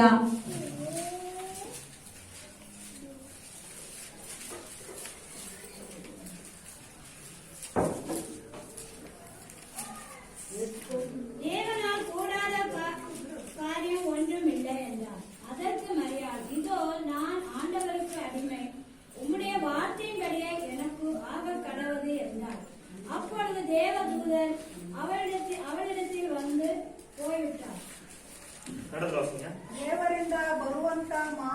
ಮಾತಾದರೂ ನಿಷ್ಫಲವಾಗುವುದಿಲ್ಲ. ಆಗ ಮರಿಯಳು, ಇಗೋ ನಾನು ಕರ್ತನ ದಾಸಿ, ನಿನ್ನ ಮಾತಿನಂತೆ ನನಗಾಗಲಿ ಅಂದಳು. ஹalleluya. ಆಮೇಲೆ ಆ ದೂತನು ಆಕೆಯ ಬಳಿಯಿಂದ ಹೊರಟು ಹೋದನು. ஆமென். இந்த சம்பவம் உங்களுக்கு தெரியும். ಈ ಒಂದು ಘಟನೆ ನಿಮಗೆ ಗೊತ್ತು. அதாவது மரியாள்கிட்ட வந்து தேவதூதன் பேசுறாரு. ಮರಿಯಾಳ ಬಳಿ ಬಂದು ದೇವದೂತರು ಮಾತನಾಡ್ತಾರೆ. மரியாள் வந்து கன்னி பெண்ணா இருக்கிறாள். ಮರಿಯಾಳ ಬಂದು ಒಂದು ಕನ್ನಿ ಹೆಣ್ಣಿಗೆ ಹಾಕಿದ್ದಾಳೆ. தேவனுடைய குமாரன் நீ பெறப்போகிறாய் அப்படின்னு சொல்றாரு. ದೇವರ ಮಗನನ್ನು ನೀನು ಹೊಂದುವಿ ಅಂತ ಹೇಳುತ್ತಾನೆ. பரிசுத்தாவி உன்மேல் வரும். ಪರಿಶುದ್ಧಾತ್ಮನು ನಿನ್ನ ಮೇಲೆ ಬರುತ್ತದೆ. உன்னதமானவருடைய பலம் உன்மேல் நிழலிடும். ಉನ್ನತವಾದವರ ಒಂದು ಬಲವು ನಿನ್ನ ಮೇಲೆ ನೆರಳಿಡುತ್ತದೆ. இதெல்லாம் தேவதூதன் சொல்றாரு. ಇದೆಲ್ಲ ದೇವದೂತನು ಹೇಳುತ್ತಾನೆ. மரியாள் கலங்குகிறாள். ಆದರೆ ಮರಿಯಾಳಲು ಕಳವಳಗೊಳ್ಳುತ್ತಾಳೆ. என்ன சொல்றானா? ಏನ್ ಹೇಳ್ತಾಳಂತೆ? இது எப்படி ஆகும்? ಇದು ಹೇಗಾಗ್ತದೆ? நான் கன்னியாக இருக்கின்றேனே. ನಾನು ಕನ್ಯಾ ಸ್ತ್ರೀಯಾಗಿದ್ದೇನಲ್ಲ. ஒரு இயற்கைக்கு அப்பாற்பட்ட காரியத்தை தேவதூதன் வந்து சொல்றாரு பாருங்க. ಪ್ರಕೃತಿಗೆ ಮೇಲ್ಪಟ್ಟಂತಹ ಕಾರ್ಯವನ್ನು ದೇವದೂತರು ಬಂದು ಹೇಳ್ತಾರೆ ನೋಡಿ. இதுக்கு முன்னாடி உலகத்துல இப்படி ஒரு சம்பவமே நடக்கவே இல்ல. ಇದಕ್ಕೆ ಮುಂಚಿತವಾಗಿ ಲೋಕದಲ್ಲಿ ಈ ರೀತಿಯಾದ ಒಂದು ಘಟನೆ ನಡೆಯಲೇ ಇಲ್ಲ. ஆணின் துணை இல்லாமல் ஒரு பெண் கர்ப்பம் தரிக்கின்ற நிகழ்வு வந்து உலகத்துல எங்கேயுமே நடந்ததில்லை இது முன்னாடி.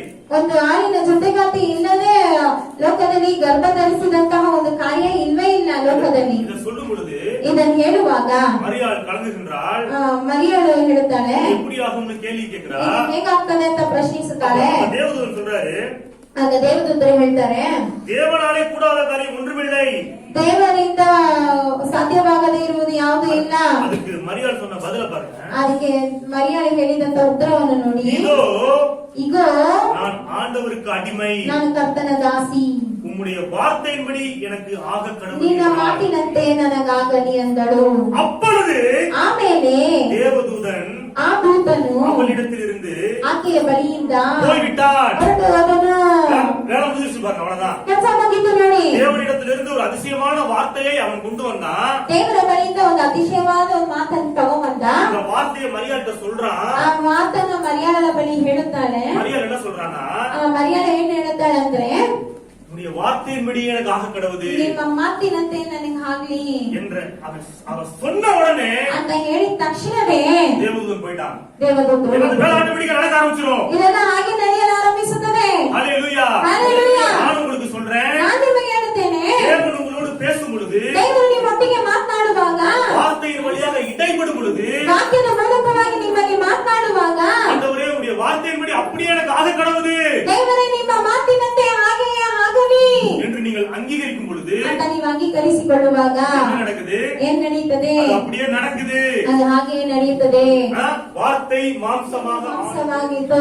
இயேசு பிறந்தார். ಯೇಸು ಹುಟ್ಟಿದರು. என்ன காரணம்? ಏನ್ ಕಾರಣ? மரியாளின் தாழ்மை. ಮರಿಯಾಳ ಒಂದು ತಾಳ್ಮೆ. தேவனுடைய வார்த்தையின்படி எனக்கு ஆக கடவுது. ದೇವರ ವಾಕ್ಯದಂತೆ ನನಗಾಗ್ಲಿ. ஹல்லேலூயா. ஹல்லேலூயா. சொல்லுங்க, தேவனுடைய வார்த்தையின்படி ಎಲ್ಲರೂ ಹೇಳಿ, ದೇವರ ವಾಕ್ಯದಂತೆ எனக்கு ஆக கடவுது. ನನಗೆ ಆಗಲಿ. ஹல்லேலூயா. ஹல்லேலூயா. இந்த வார்த்தைகளின்படி ದೇವರ ವಾಕ್ಯದಂತೆ எனக்கு ஆக கடவுது. ನನಗೆ ಆಗಲಿ. எல்லாம் கண்களை கொடுங்க, நான் சொல்றதை அப்படியே சொல்லிக்கிட்டே இருங்க. ಎಲ್ಲರೂ ಕಣ್ಣನ್ನು ಮುಚ್ಚಿ ನಾನು ಹೇಳೋದನ್ನ ಹಾಗೆ ಹೇಳ್ತಾ ಇರಿ. நான் சொல்ல சொல்ல தேவனுடைய உங்களுடைய வார்த்தையின்படி ஆக்கணும் சொல்லுங்க. ನಾನು ಹೇಳ್ತಾ ನಿಮ್ಮ ಮಾತಿನಂತೆ ಆಗ್ಲಿ ಅಂತ ಹೇಳಿ. நான் ஆசீர்வாதங்களை சொல்லுவேன். ನಾನು ಆಶೀರ್ವಾದಗಳನ್ನ ನಿಮ್ಮ ಮೇಲೆ ಹೇಳ್ತೇನೆ. அது தேவனுடைய வார்த்தையாக இருக்கின்றது. ಅದು ದೇವರ ವಾಕ್ಯವಾಗಿರುತ್ತದೆ. உங்களுடைய வார்த்தையின்படி ஆகிறது. அப்படி வானத்துக்கு நேராக கைகளை உயர்த்தி கண்களை மூடி சொல்லாருங்க. ನಿಮ್ಮ ಕೈಗಳನ್ನು ಮೇಲೆತ್ತಿ ನೀವು ಮಾತಿನಂತೆ ಆಗಲಿ ಅಂತ ಹೇಳಿ. கண்ணை மூடுங்க எல்லாரும். ಎಲ್ಲರೂ ಕಣ್ಣನ್ನು ಮುಚ್ಚಿ. கர்த்தர் உங்களை திரளாய் பெருக பண்ணுவார். ಕರ್ತನು ನಿಮ್ಮನ್ನು ಬಹು ಚೆನ್ನಾಗಿ ಹೆಚ್ಚುವರು. வார்த்தையின்படி ஆகிறது. ನಿಮ್ಮ ಮಾತಿನಂತೆ ಆಗಲಿ. நீங்கள் வலப்புறமும் இடப்புறமும் இடம் கொண்டு பெருகுவீர்கள். ನೀವು ಬಲಗಡೆಯೂ ಎಡಗಡೆಯೂ ಚೆನ್ನಾಗಿ ಹೆಚ್ಚುವಿರಿ. கர்த்தர் உங்களை வாழாக்காமல் தலையாக்குவார். ಕರ್ತನು ನಿಮ್ಮನ್ನು ಬಾಲಕನಾಗಿ ಮಾಡದೆ ತಲೆಯಾಗಿ ಮಾಡುತ್ತಾರೆ. நீங்கள் கீழாக இல்லாமல் மேலாக இருப்பீர்கள். ನೀವು ಕೆಳಗಾಗದೆ ನೀವು ಮೇಲಾಗಿರುವಿರಿ. நீங்கள் ஐஸ்வர்யவானாகி வர வர விருத்தி அடைந்து மகா பெரியவனாவீர்கள். ನೀವು ಐಶ್ವರ್ಯವಂತರಾಗಿದ್ದು ಅಭಿವೃದ್ಧಿ ಹೊಂದಿ ಬಹು ದೊಡ್ಡವರಾಗುವಿರಿ. உங்கள் பிள்ளைகள் கர்த்தரால் போதிக்கப்பட்டிருப்பார்கள். ನಿಮ್ಮ ಮಕ್ಕಳು ಕರ್ತನಿಂದ ಬೋಧಿಸಲ್ಪಟ್ಟಿರುವರು. அவர்களுடைய சமாதானம் பெரிதாயிருக்கும். ಅವರ ಸಮಾಧಾನವು ದೊಡ್ಡದಾಗಿರುವುದು. உங்கள் சந்ததி பூமியில் பலத்திருக்கும். ನಿಮ್ಮ ಸಂತಾನವು ಲೋಕದಲ್ಲಿ ಬಲಿಷ್ಠವಾಗುವುದು.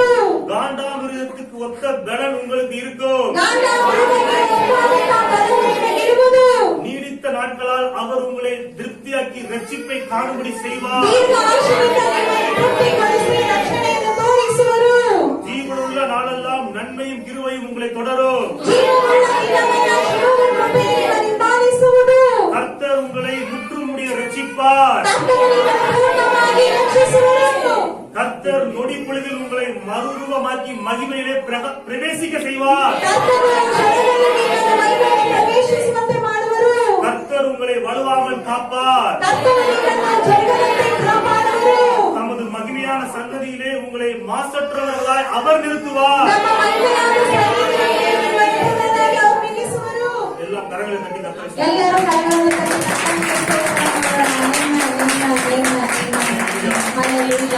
தேவனுடைய வார்த்தைகள் வரும் பொழுது ದೇವರ ವಾಕ್ಯಗಳು ಬರುವಾಗ சந்தேகமே இல்லாமல் ಸಂಶಯವೇ ಇಲ್ಲದೆ தாழ்மையோடு ತಾಳ್ಮೆಯಿಂದ நீ வார்த்தைப்படி நடக்கட்டும் ஆண்டவரே. ನಿಮ್ಮ ವಾಕ್ಯದಂತೆ ನಡೆಯಲಿ ದೇವರೇ. வார்த்தைப்படி வாழ்க்கை எல்லாமே நடக்கட்டும் ஆண்டவரே. ನಿಮ್ಮ ವಾಕ್ಯದಂತೆ ನನ್ನ ಜೀವನದಲ್ಲಿ ಎಲ್ಲವೂ ನಡೆಯಲಿ என்று நாம் ஒப்பு கொடுக்கும் பொழுது ಅಂತ ನಾವು ಒಪ್ಪಿಸಿಕೊಡುವಾಗ வார்த்தைகள் மாம்சமாக மாற ಆ ஆரம்பிக்கின்றது. ವಾಕ್ಯಗಳು ಮಾಂಸವಾಗಿ ಮಾರ್ಪಡಲು ಆರಂಭಿಸುತ್ತದೆ. அந்த வார்த்தைகள் ஆசீர்வாதங்களாக மாற ஆரம்பிக்கின்றது. ಆ ವಾಕ್ಯಗಳು ಆಶೀರ್ವಾದವಾಗಿ ಬದಲಾವಣೆ ಆಗುತ್ತದೆ. இதே மாதிரிதான் ಇದೇ ರೀತಿಯಾಗಿ தேவதூதன் போய் சகேரியாட்ட பேசுறான்.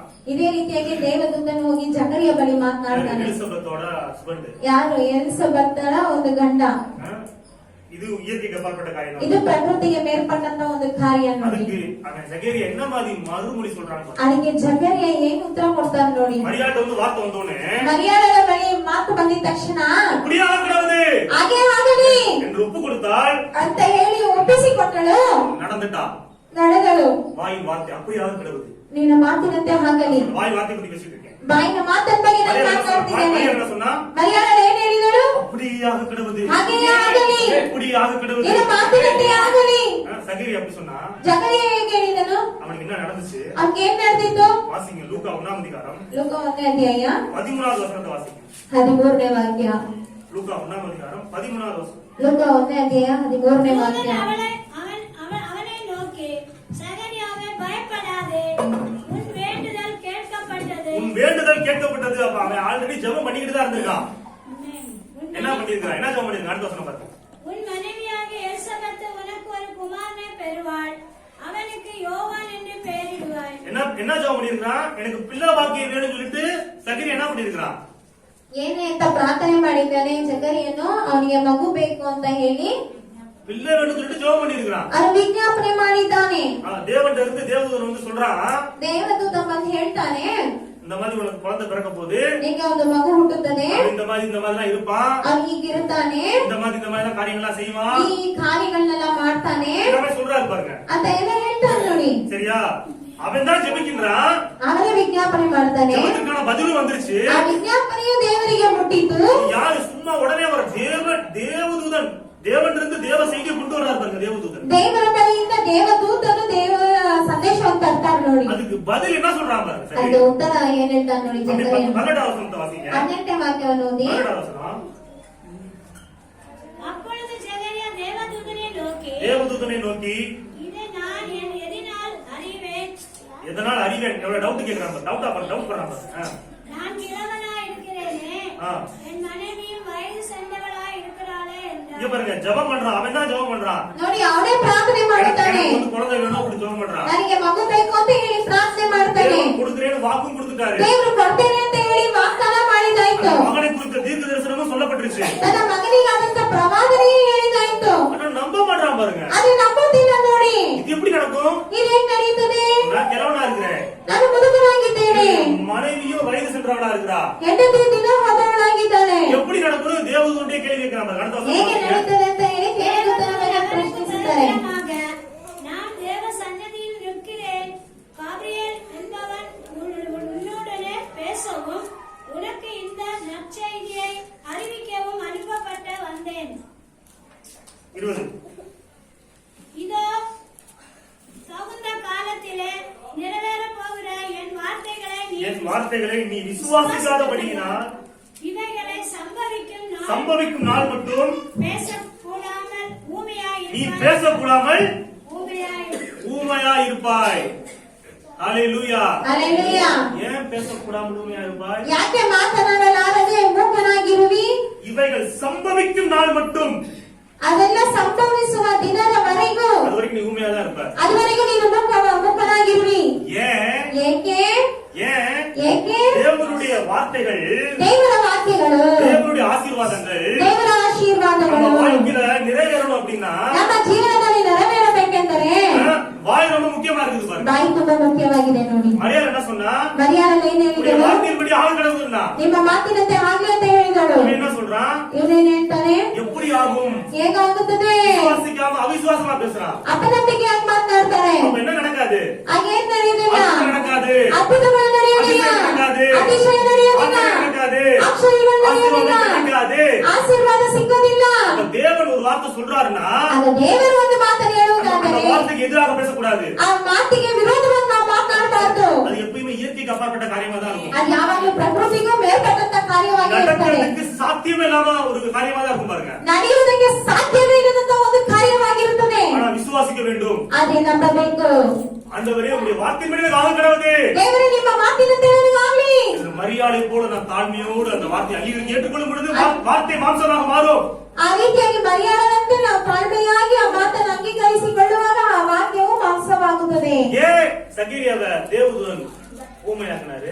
ಯಾಕೆ ಜಕರಿಯನ್ನು ದೇವದೂತನು ಮೂಕನಾಗಿ ಮಾಡಿಸಿದರು? இதோ தகுந்த காலத்தில் நிறைவேற போகின்ற என் வார்த்தைகளை நீ விசுவாசிக்காதபடியினால் இவைகள் சம்பவிக்கும் நாள் மட்டும், அதாவது குழந்தை கற்பத்துல உற்பத்தி ஆகி அது வளர்ந்து ಗರ್ಭದಲ್ಲಿ ಉತ್ಪತ್ತಿಯಾಗಿ அது ಅದು வளர்ந்து ಬೆಳೆದು அது வெளியில வர்ற வரைக்கும், ಅದು ಹೊರಗಡೆ ಬರುವ அது ತನಕ, வளர்ற வரைக்கும் ಅದು ಬೆಳೆಯುವ நீ ತನಕ பேசாம இருக்கணும். ನೀನು ಮುಕ್ತನಾಗಿರು. ஏன்னா நெகட்டிவா பேசிக்கிட்டே இருக்கான். ಯಾಕೆಂದ್ರೆ ಅವ್ನು ನೆಗೆಟಿವ್ ಆಗಿ ಮಾತನಾಡ್ತಾ ಇದ್ದಾನೆ.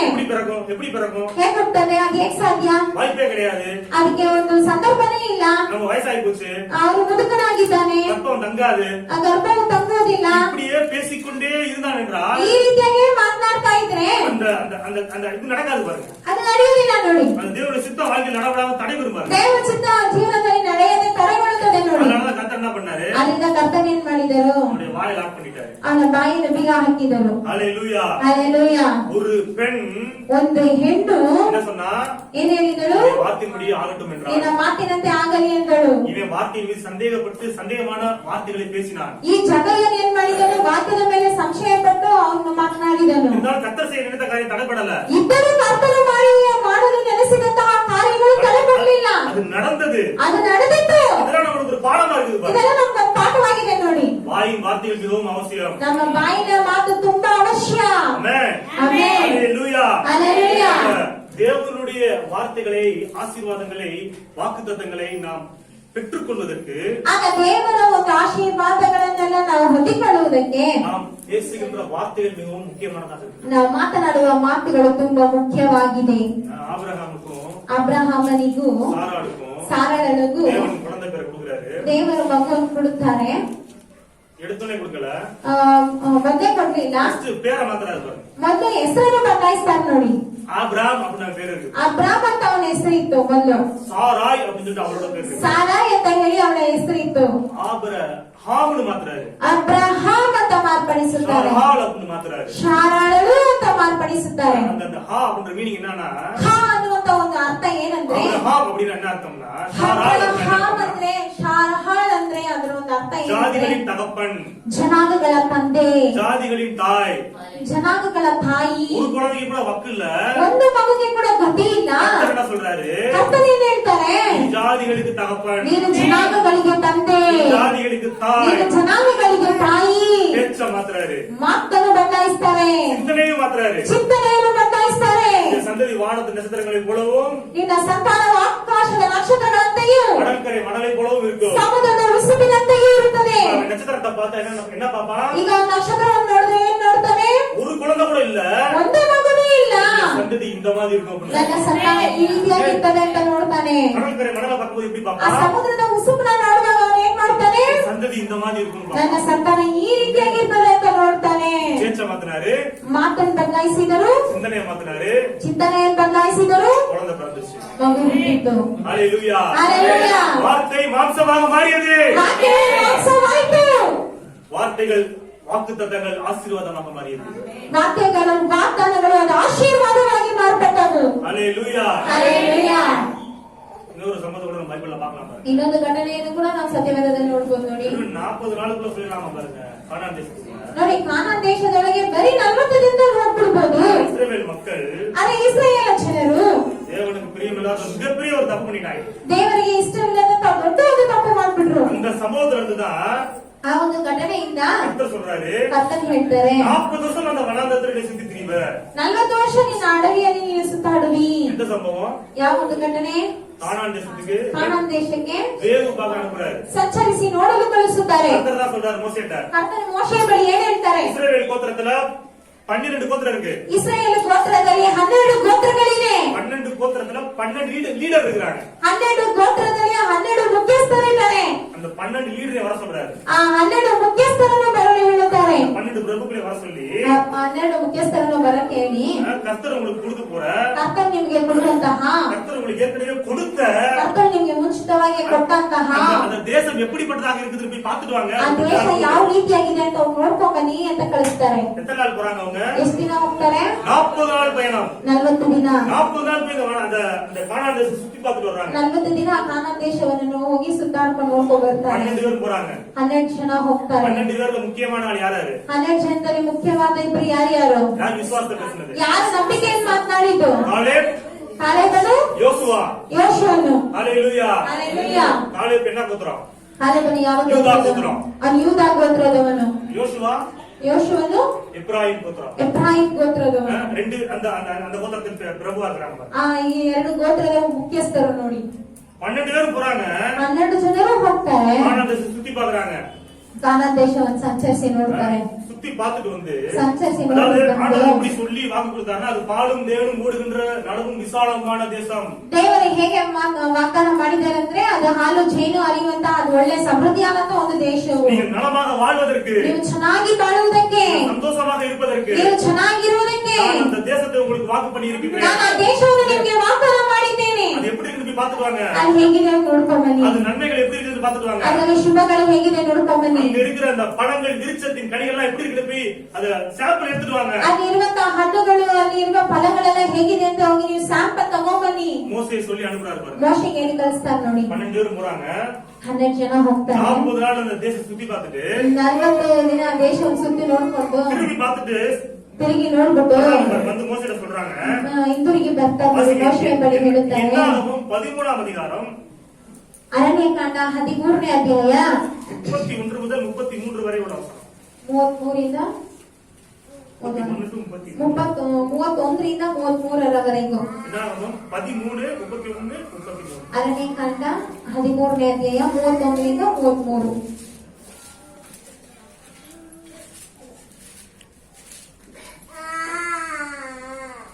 அவனோடு கூட போய் வந்த மனிதரோ, நான் போய் அந்த ஜனங்களோடு எதிர்க்க நம்மால் கூடாது, அவர்கள் நம்மை பார்க்கிலும் பலவான்கள் என்றார். நம்மை பார்க்கிலும் பலவான்கள்.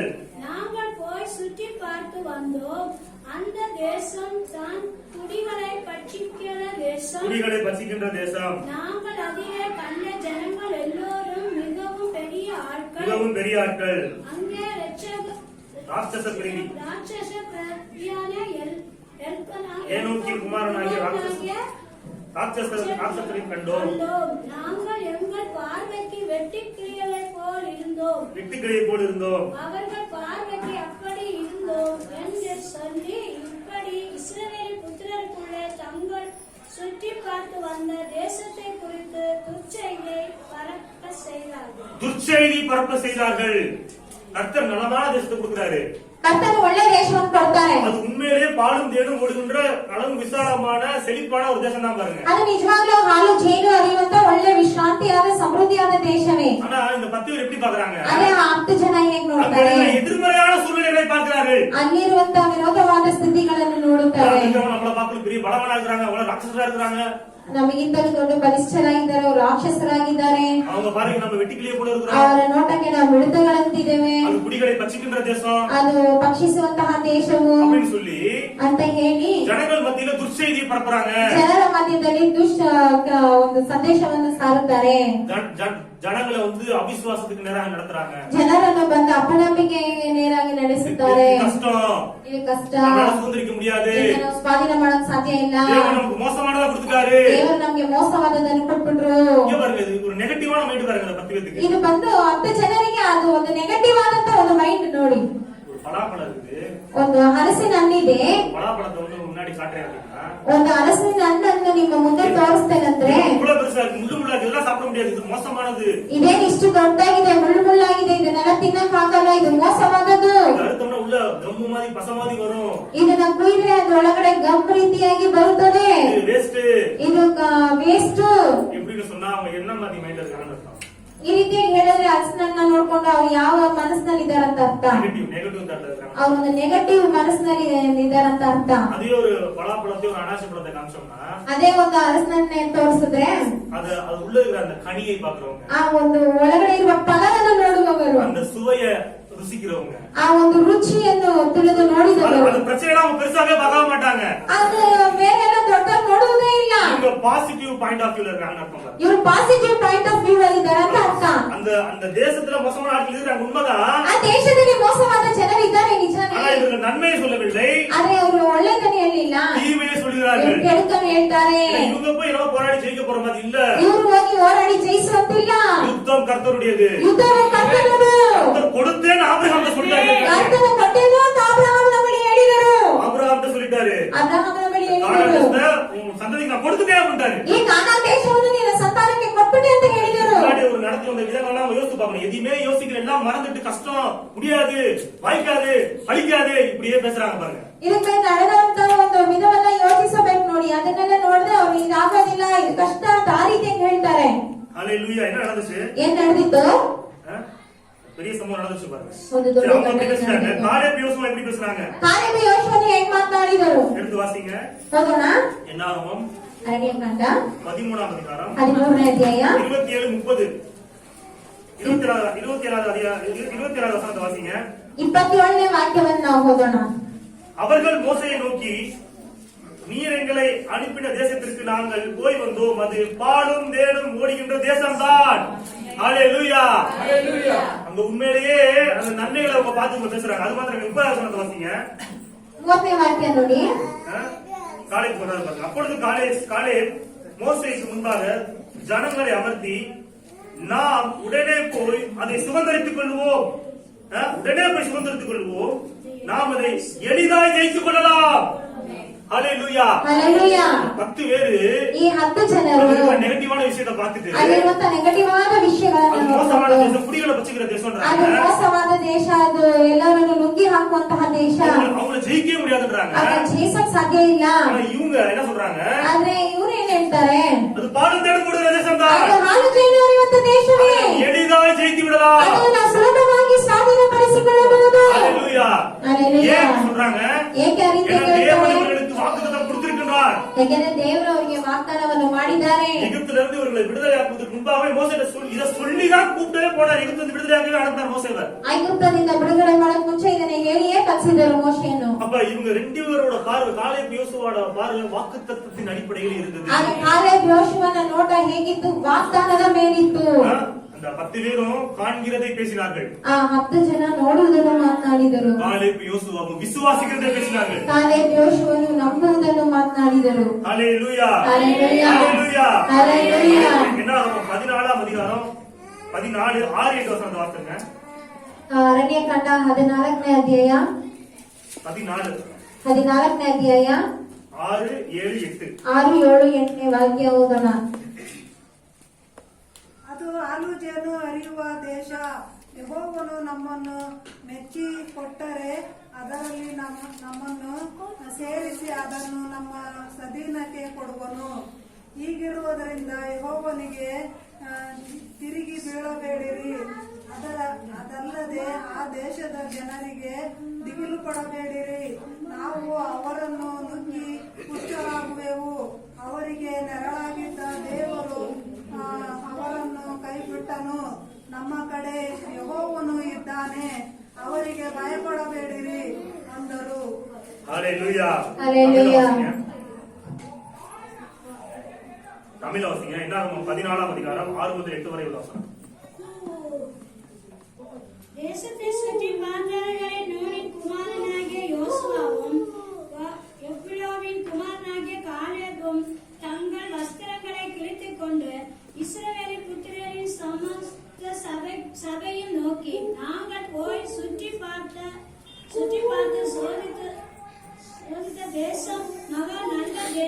நல்ல தேசம். கர்த்தர் நம்மே பிரியமாயிருந்தார். பிரியமாயிருந்தால் அந்த தேசத்திலே நம்மை கொண்டு போய் பாலும் தேனும் ஓடுகிற அந்த தேசத்தை நமக்கு கொடுப்பார். இப்படி பேசுறாங்க. அது நல்ல தேசமா பார்த்தாங்க. ಅದನ್ನ ಒಳ್ಳೆ ದೇಶವಾಗಿ ನೋಡಿದರು. அவங்க குடிகளை பசிக்கிற தேசமா பார்த்தாங்க. ಅವರು ಎಲ್ಲವನ್ನು ಭಕ್ಷಿಸಿ ಹಾಕುವಂತಹ ದೇಶವಾಗಿ ನೋಡಿದರು. ಅದು ಮಾತ್ರ ಇಲ್ಲ, என்ன நடந்துச்சுன்னா ಏನ್ ನಡೆದಿತ್ತಂದ್ರೆ அந்த 12 கோத்திர பிரபுಗಳು என்ன பண்றாங்க? ಆ 12 ಗೋತ್ರದ ಮುಖ್ಯಸ್ಥರು ಏನ್ ಮಾಡ್ತಾರೆ? ಜನರಿಗೆ போய் ದುಶ್ಚೈதியை பரப்புறாங்க. ಜನರ ಬಳಿ ಹೋಗಿ ದುಷ್ಕಥನೆಯನ್ನು நம்ம ಹೇಳುತ್ತಾರೆ. எகிப்திலேயே செத்துஇருந்திருக்கலாம், ನಾವು ಐಗುಪ್ತದಲ್ಲೇ ಸತ್ತಿರಬಹುದು, வனாந்தரத்துல வந்து சாவதான் போறோம், ನಾವು ಅಡವಿಯಲ್ಲಿ ಬಂದು ಸಾಯುತ್ತೇವೆ, நம்ம பட்டயத்தால அந்த அந்த தேசத்துக்கு போனோம்னா நம்ம பட்டயத்தால நம்மள கொன்றுவாங்க, ನಾವು ಆ ದೇಶಕ್ಕೆ ಹೋಗುವುದಾದ್ರೆ ಪಟ್ಟಣದಿಂದ ನಮ್ಮನ್ನು ಕೊಂದಾಕ್ತಾರೆ, கொண்டாட்டி பிள்ளைங்களெல்லாம் கொள்ளையாடிடுவாங்க, ನಮ್ಮ ಹೆಂಡತಿ ಮಕ್ಕಳು ಅವ್ರನ್ನೆಲ್ಲ ಹಾಗೆ ಸಾಯಿಸ್ಬಿಡ್ತಾರೆ. நம்ம திரும்பி என்ன பண்ணிடுவோம், எகிப்துக்கே திரும்பி போயிடும் ரெடியானாங்க. ನಾವು ಮತ್ತೆ ಐಗುಪ್ತಕ್ಕೆ ತಿರುಗಿ ಹೋಗೋಣ ಅಂತ ಹೇಳಿ ಸಿದ್ಧತೆ ಆದ್ರು ನೋಡಿ. கர்த்தர் அற்புதமாக அதிசயமாக அற்புத செய்திகளின் வழியாக அவர்கள் விடுதலையாக்கி நடத்தி கொண்டு வந்திருக்கிறார். இவ்வளவு தூரத்துக்கு ಕರ್ತನೆ ಇಷ್ಟು ಮಟ್ಟಿಗೆ ಅದ್ಭುತವಾಗಿ ಆಶ್ಚರ್ಯವಾಗಿ ನಡೆಸಿ ಬಂದಿದ್ದಾರೆ. எங்கேயாச்சும் நடந்திருக்கு அந்த மாதிரி? ಎಲ್ಲಾದ್ರೂ ನಡೆದಿದೆಯಾ ಈ ರೀತಿಯಾಗಿ? எகிப்துல 10 வாதைகள், ಐಗುಪ್ತದಲ್ಲಿ 10 ಬಾಧೆಗಳು, வர்றப்ப சிங்கங்கள் இரண்டாக பிரிகின்றது, ಬರುವಾಗ ಇದು ಕೆಂಪು ಸಮುದ್ರ ಎರಡಾಗಿ ವಿಂಗಡಣೆ ಆಗುವುದು, பகலிலே என்னது மேகஸ்தம்பம், இரவிலே அக்னி ஸ்தம்பம், ಹಗಲಿನಲ್ಲಿ ಮೇಘ ಸ್ತಂಭವು, ಇರುಳಿನಲ್ಲಿ ಅಗ್ನಿ ಸ್ತಂಭವು, கர்த்தருடைய சமூகம் அவர் முன்பாக செல்கின்றது. ಕರ್ತನ ಸಮ್ಮುಖ ಅವರ ಮುಂದೆ ಹೋಗುತ್ತದೆ. எவ்வளவோ அற்புதங்களை அனுபவிச்சுட்டு இருக்கிறாங்க. ಎಷ್ಟು ಅದ್ಭುತಗಳನ್ನು ಅನುಭವಿಸುತ್ತಿದ್ದಾರೆ. எல்லாத்தையும் விட்டுட்டு ಎಲ್ಲವನ್ನೂ ಬಿಟ್ಬಿಟ್ಟು நாங்க எகிப்துக்கு திரும்பி போவோம். ನಾವು ಐಗುಪ್ತಕ್ಕೆ ತಿರುಗಿ ಹೋಗುತ್ತೇವೆ. இதுதான் நம்ம பண்ண மிகப்பெரிய தப்பு. ಇದುವೇ ಇವರು ಮಾಡಿದಂತ ದೊಡ್ಡ இவர்கள் ತಪ್ಪು. பேசின வார்த்தைகள். ಇವರು ಮಾತನಾಡಿದಂತ கர்த்தர் சொல்றாரு, ಮಾತುಗಳು. பாடு நேடு கொடுத்து நடந்து விசாலமான தேசம். ಕರ್ತನು ಹೇಳುತ್ತಾರೆ, ಇದು ಹಾಲು ಜೇನು ಹರಿಯುವಂತ ಒಳ್ಳೆಯ ವಿಶ್ರಾಂತಿಯಾದ ದೇಶವು. அந்த 10 பேர் சொல்றாங்க, இது குடிகளை பச்சிக்கின்ற தேசம். ಆ 10 ಜನ ಹೇಳ್ತಾರೆ, ಇದೆಲ್ಲ ನಮ್ಮನ್ನು ನುಂಗು ಹಾಕುವಂತಹ ದೇಶವು. நீங்க அங்க போய் வாழும்படியாக நான் உங்களை தெரிந்து கொண்டேன் அந்த இடத்துக்கு அப்படின்றாரு. ನಾನು ನಿಮ್ಮನ್ನು ಬಾಳುವಂತೆ ನಾನು ಆ ಸ್ಥಳಕ್ಕೆ ನಿಮ್ಮನ್ನು ಆರಿಸಿಕೊಂಡಿದ್ದೇನೆ ಅಂತ ಹೇಳುತ್ತಾರೆ. நாங்க செத்து போயிருவோம், வனாந்தரத்துல செத்து போயிருவோம் நீங்க சொல்றாங்க. ನಾವು ಅಡವಿಯಲ್ಲಿ ಸತ್ತೋಗ್ತೇವೆ ಅಂತ ಹೇಳ್ತಾರೆ. கடைசில என்ன நடந்துச்சு தெரியுமா? ಕಳೆದಲ್ಲಿ ಏನ್ ನಡೆದಿತ್ತು அவங்க ಗೊತ್ತಾ? என்ன சொன்னாங்களோ ಅವ್ರು ಏನ್ ಹೇಳಿದರೋ அதை கர்த்தர் செய்தார். ಅದನ್ನ ಕರ್ತನು ಮಾಡಿದರು. எடுத்து வாசிங்க. ಓದೋಣ. என்னாகும் 14 ಅರಣ್ಯಕಾಂಡ 14 28வது வசனம். 28ನೇ ವಾಕ್ಯ. ನೀನು ಅವರಿಗೆ ಹೀಗೆ ಹೇಳಬೇಕು, ಯೆಹೋವನು ಹೇಳುವುದೇನೆಂದರೆ, ನನ್ನ ಜೀವದಾಣೆ ನೀವು ನನಗೆ ಕೇಳಿಸುವಂತೆ ಅಂದುಕೊಂಡು ಪ್ರಕಾರವೇ ನಾನು ಮಾಡುತ್ತೇನೆ. ஹalleluya. ஹalleluya. நீ அவர்களோடு சொல்ல வேண்டியது என்னவென்றால், நீங்கள் என் செவிகள் கேட்க சொன்ன பிரகாரம் உங்களுக்கு செய்வேன். என் ஜீவனை கொண்டு சொல்கின்றேன் என்று கர்த்தர் உரைக்கிறார். ஹalleluya. நீங்கள் சொன்ன பிரகாரம், ನೀವು ಹೇಳಿದ ಪ್ರಕಾರ நான் செய்வேன். ನಾನು ಮಾಡುತ್ತೇನೆ. என்ன சொல்றாரு? ಕರ್ತನ ಏನ್ ಹೇಳ್ತಾರೆ? நீங்கள் சொன்ன பிரகாரம், ನೀವೇ ಹೇಳಿದ ಪ್ರಕಾರ, நான் சொன்ன பிரகாரம், ಹೇಳಿ, ಎಲ್ಲರೂ ಹೇಳಿ, ನಾನು ಹೇಳಿದ ಪ್ರಕಾರ கர்த்தர் எனக்கு செய்வார். ಕರ್ತನು ನನಗೆ ಮಾಡುವರು. நான் சொன்ன பிரகாரம், ನಾನು ಹೇಳಿದ ಪ್ರಕಾರವಾಗಿ கர்த்தர் எனக்கு செய்வார். ಕರ್ತನು ನನಗೆ ಮಾಡುವರು. என்ன சொல்லணும்? ನೀವೇನ್ ಹೇಳ್ಬೇಕು?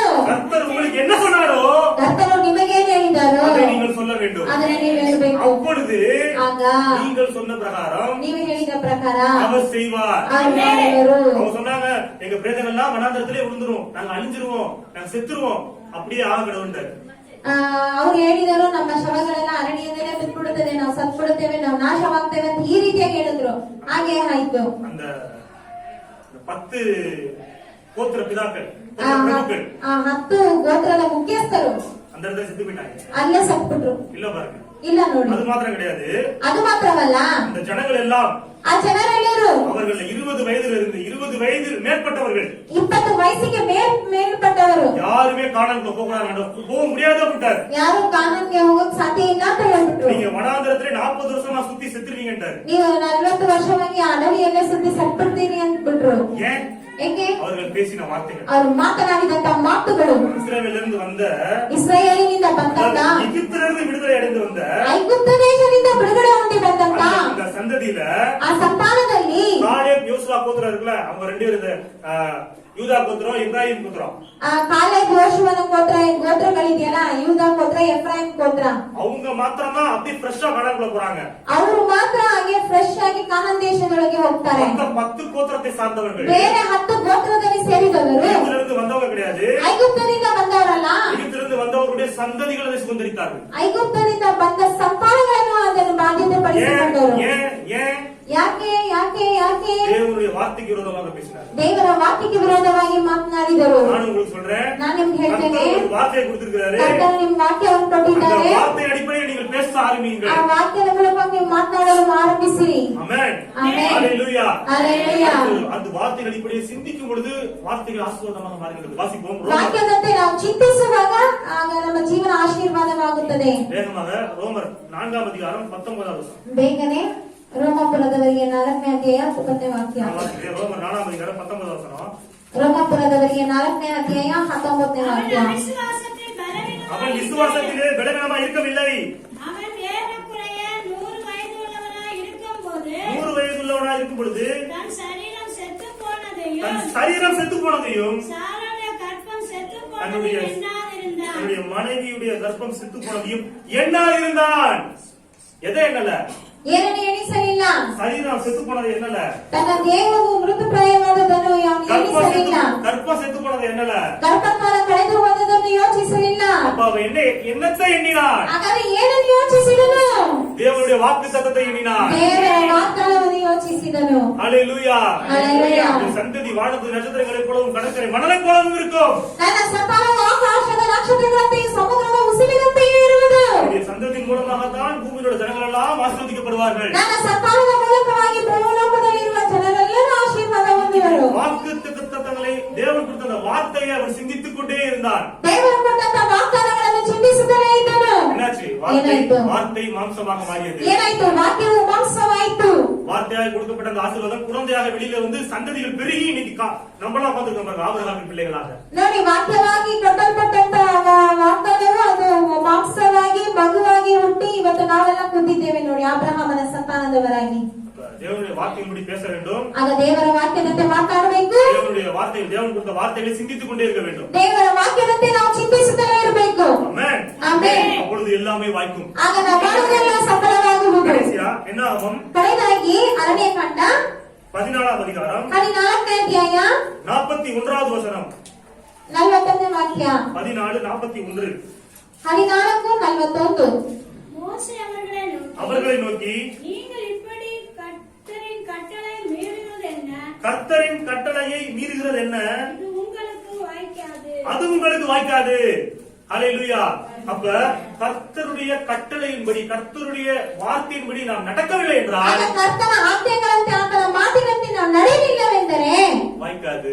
ಅದು ಕೈಗೂಡುವುದಿಲ್ಲ. கர்த்தருடைய வார்த்தைகளின்படி ಆದ್ರೆ ಕರ್ತನ ವಾಕ್ಯದಂತೆ நாம் நடக்கும் பொழுது ನಾವು ನಡೆಯುವಾಗ எல்லாமே வாய்க்கும். ಎಲ್ಲವೂ ಸಫಲವಾಗುವುದು. எல்லாமே வாய்க்கும். ಎಲ್ಲವೂ ಸಫಲವಾಗುವುದು. ஹalleluya. ஹalleluya. வார்த்தையின்படி பேச வேண்டும். ವಾಕ್ಯದಂತೆ ನಾವು ಮಾತನಾಡಬೇಕು. வார்த்தையின்படி சிந்திக்க வேண்டும். ವಾಕ್ಯದಂತೆ ನಾವು ಚಿಂತಿಸಬೇಕು. வார்த்தையின்படி நடக்க வேண்டும். ವಾಕ್ಯದಂತೆ ನಾವು ನಡೆಯಬೇಕು. ராமுழுவதும் பிரயாசப்படுறான். ರಾತ್ರಿ ಪೂರ್ತಿ ಪ್ರಯಾಸ ಪಡುತ್ತಾನೆ.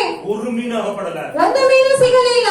ஆனா இயேசு சொல்றான், ಆದ್ರೆ ಯೇಸುವಿನ ಬಳಿ ಹೇಳ್ತಾರೆ ಪೇತ್ರನು, ஆண்டவரே, ದೇವರೇ, உம்முடைய வார்த்தையின்படி ನಿಮ್ಮ ಮಾತಿನಂತೆ மழையை போடுகிறேன். ಬಲೆಯನ್ನು ಹಾಕ್ತೇನೆ. என்ன நடந்துச்சு? ಏನ್ ನಡೆದಿತ್ತು? மழை கிளியத்தக்க, ಬಲೆ ಹರಿಯುವಂತೆ, படகு அமிழத்தக்க, ಇದು ದೋಣಿಗಳು ತುಂಬುವಂತೆ மிகுதியான மீன்களை பிடித்தார்கள். ತುಂಬಾ ಮೀನುಗಳು ಸಿಕ್ಕಿದವು. நைட்டு முழுவதும் பிரயாசப்படுறா. ರಾತ್ರಿ ಪೂರ್ತಿ ಪ್ರಯಾಸ ಪಡುತ್ತಾರೆ. ஒன்றுமே வாய்க்கவில்லை. ಒಂದು ಸಿಗ್ಲಿಲ್ಲ. ஆனா வார்த்தையின்படி செய்கிறான். ಆದ್ರೆ ವಾಕ್ಯದಂತೆ ಮಾಡ್ತಾರೆ. வாய்க்கிறது, வலை கிளிகிறது. ಸಫಲವಾಗುತ್ತದೆ. ಬೆಲೆಗಳು ಹರಿದು ಹೋಗುತ್ತದೆ.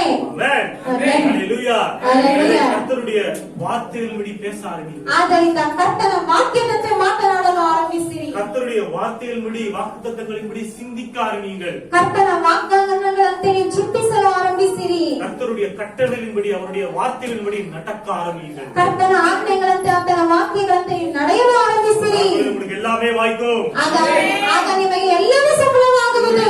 பாதைகள் நெய்யாய் புலிகும். ನಿಮ್ಮ ಮಾರ್ಗಗಳು ಚೆನ್ನಾಗಿರುವುದು. பரிபூர்ண ஜீவன் உண்டாகும். ಪರಿಪೂರ್ಣ ಜೀವನ ಉಂಟಾಗುವುದು. நீங்கள் செய்வதெல்லாம் வாய்க்கும். ನೀವು ಮಾಡುವುದೆಲ್ಲ ಸಫಲವಾಗುವುದು. எல்லா இடங்களிலும் எப்பொழுதும் வெற்றி சிறப்பீர்கள். ನೀವು ಎಲ್ಲ ಸ್ಥಳಗಳಲ್ಲಿ ಯಾವಾಗಲೂ ಜಯ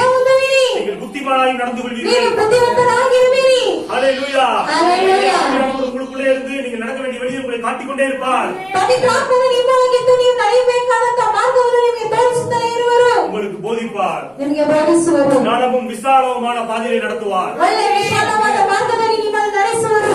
ஆளும் தேனும் ஓடுகின்ற பாதையை நடத்துவார். ಆದರೆ ಹೇಗೆ அறிವಂತ ಮಾರ್ಗದಲ್ಲಿ ನಿಮ್ಮನ್ನು ನಡೆಸುವರು. நீங்கள் போகின்ற பாதையில் கோணலாக இருந்தால் அவர் அதை செவ்வையாக்குவார். ನೀವು ಹೋಗುವಂತ ಮಾರ್ಗಗಳು ಅದು ಅಡ್ಡದಡ್ಡವಾಗಿದ್ದರೂ ಅವರು ಅದನ್ನು ಸರಿ ಸಮಾನ ಮಾಡುವರು. அது கரடு முரடாக இருந்தால் அதை அவர் சமவெளியாக்குவார். ಅದು ಕರಡಿಯಾಗಿದ್ದರೂ ಕೂಡ ಅದನ್ನು ಸಮವಾಗಿ ಮಾಡುತ್ತಾನೆ. நீங்கள் இருக்கிற இடம் மடாந்தரமாக இருந்தால் அதை நீரூற்றாக மாற்றுவார். ನೀವು ಇರುವಂತ ಸ್ಥಳ ಅದು ಅಡವಿಯಾಗಿದ್ದರೆ ಅದನ್ನು ನೀರು ಬುಗ್ಗೆಗಳಾಗಿ ಮಾರ್ಪಡಿಸುತ್ತಾರೆ. வசிக்கின்ற ஸ்தலம் அவாந்தரமாக இருந்தால் அந்த இடத்துல ஆறுகளை உற்பத்தியாக முடியாது செய்வார். ನೀವು ಇರುವಂತ ಸ್ಥಳ ಅದು ಅವಾಂತರವಾಗಿದ್ದರೆ ಅಲ್ಲಿ ಕೆರೆಗಳ ಆರುಗಳನ್ನು ಉಂಟು ಮಾಡುವಂತೆ ಮಾಡುತ್ತಾರೆ. எத்தனை பேர் ஒப்பு கொடுக்குறீங்க? ಎಷ್ಟು ಜನ ಒಪ್ಪಿಸಿಕೊಳ್ತೀರಿ? இரவும் பகலும் ಅದು ಕರ್ತನ ವೇದದಲ್ಲಿ நான் பிரியமாக இருந்து ನಾನು ಧ್ಯಾನವಾಗಿದ್ದು ஞானமாக இருப்பேன். ನಾನು ಧ್ಯಾನವಾಗಿದ್ದೇನೆ. உம்முடைய வார்த்தையின்படி ದೇವರ ವಾಕ್ಯದಂತೆ பேசுவேன். ನಾನು ಮಾತನಾಡುವೆನು. உம்முடைய வார்த்தையின்படி ದೇವರ ವಾಕ್ಯದಂತೆ நான் சிந்திப்பேன். ನಾನು ಚಿಂತಿಸುವೆನು. தேவனுடைய வார்த்தையின்படி ದೇವರ ವಾಕ್ಯದಂತೆ நான் செய்வேன். ನಾನು ಮಾಡುವೆನು. எல்லாம் வாய்க்கும். ನನಗೆಲ್ಲ ಸಫಲವಾಗುವುದು. பாதைகள் செழிக்கும். ನನ್ನ ಮಾರ್ಗಗಳು ಸಮೃದ್ಧಿಯಾಗುವುದು. தட்டி கர்த்தரை ஸ்தோத்திரம். ಕರಗಳನ್ನು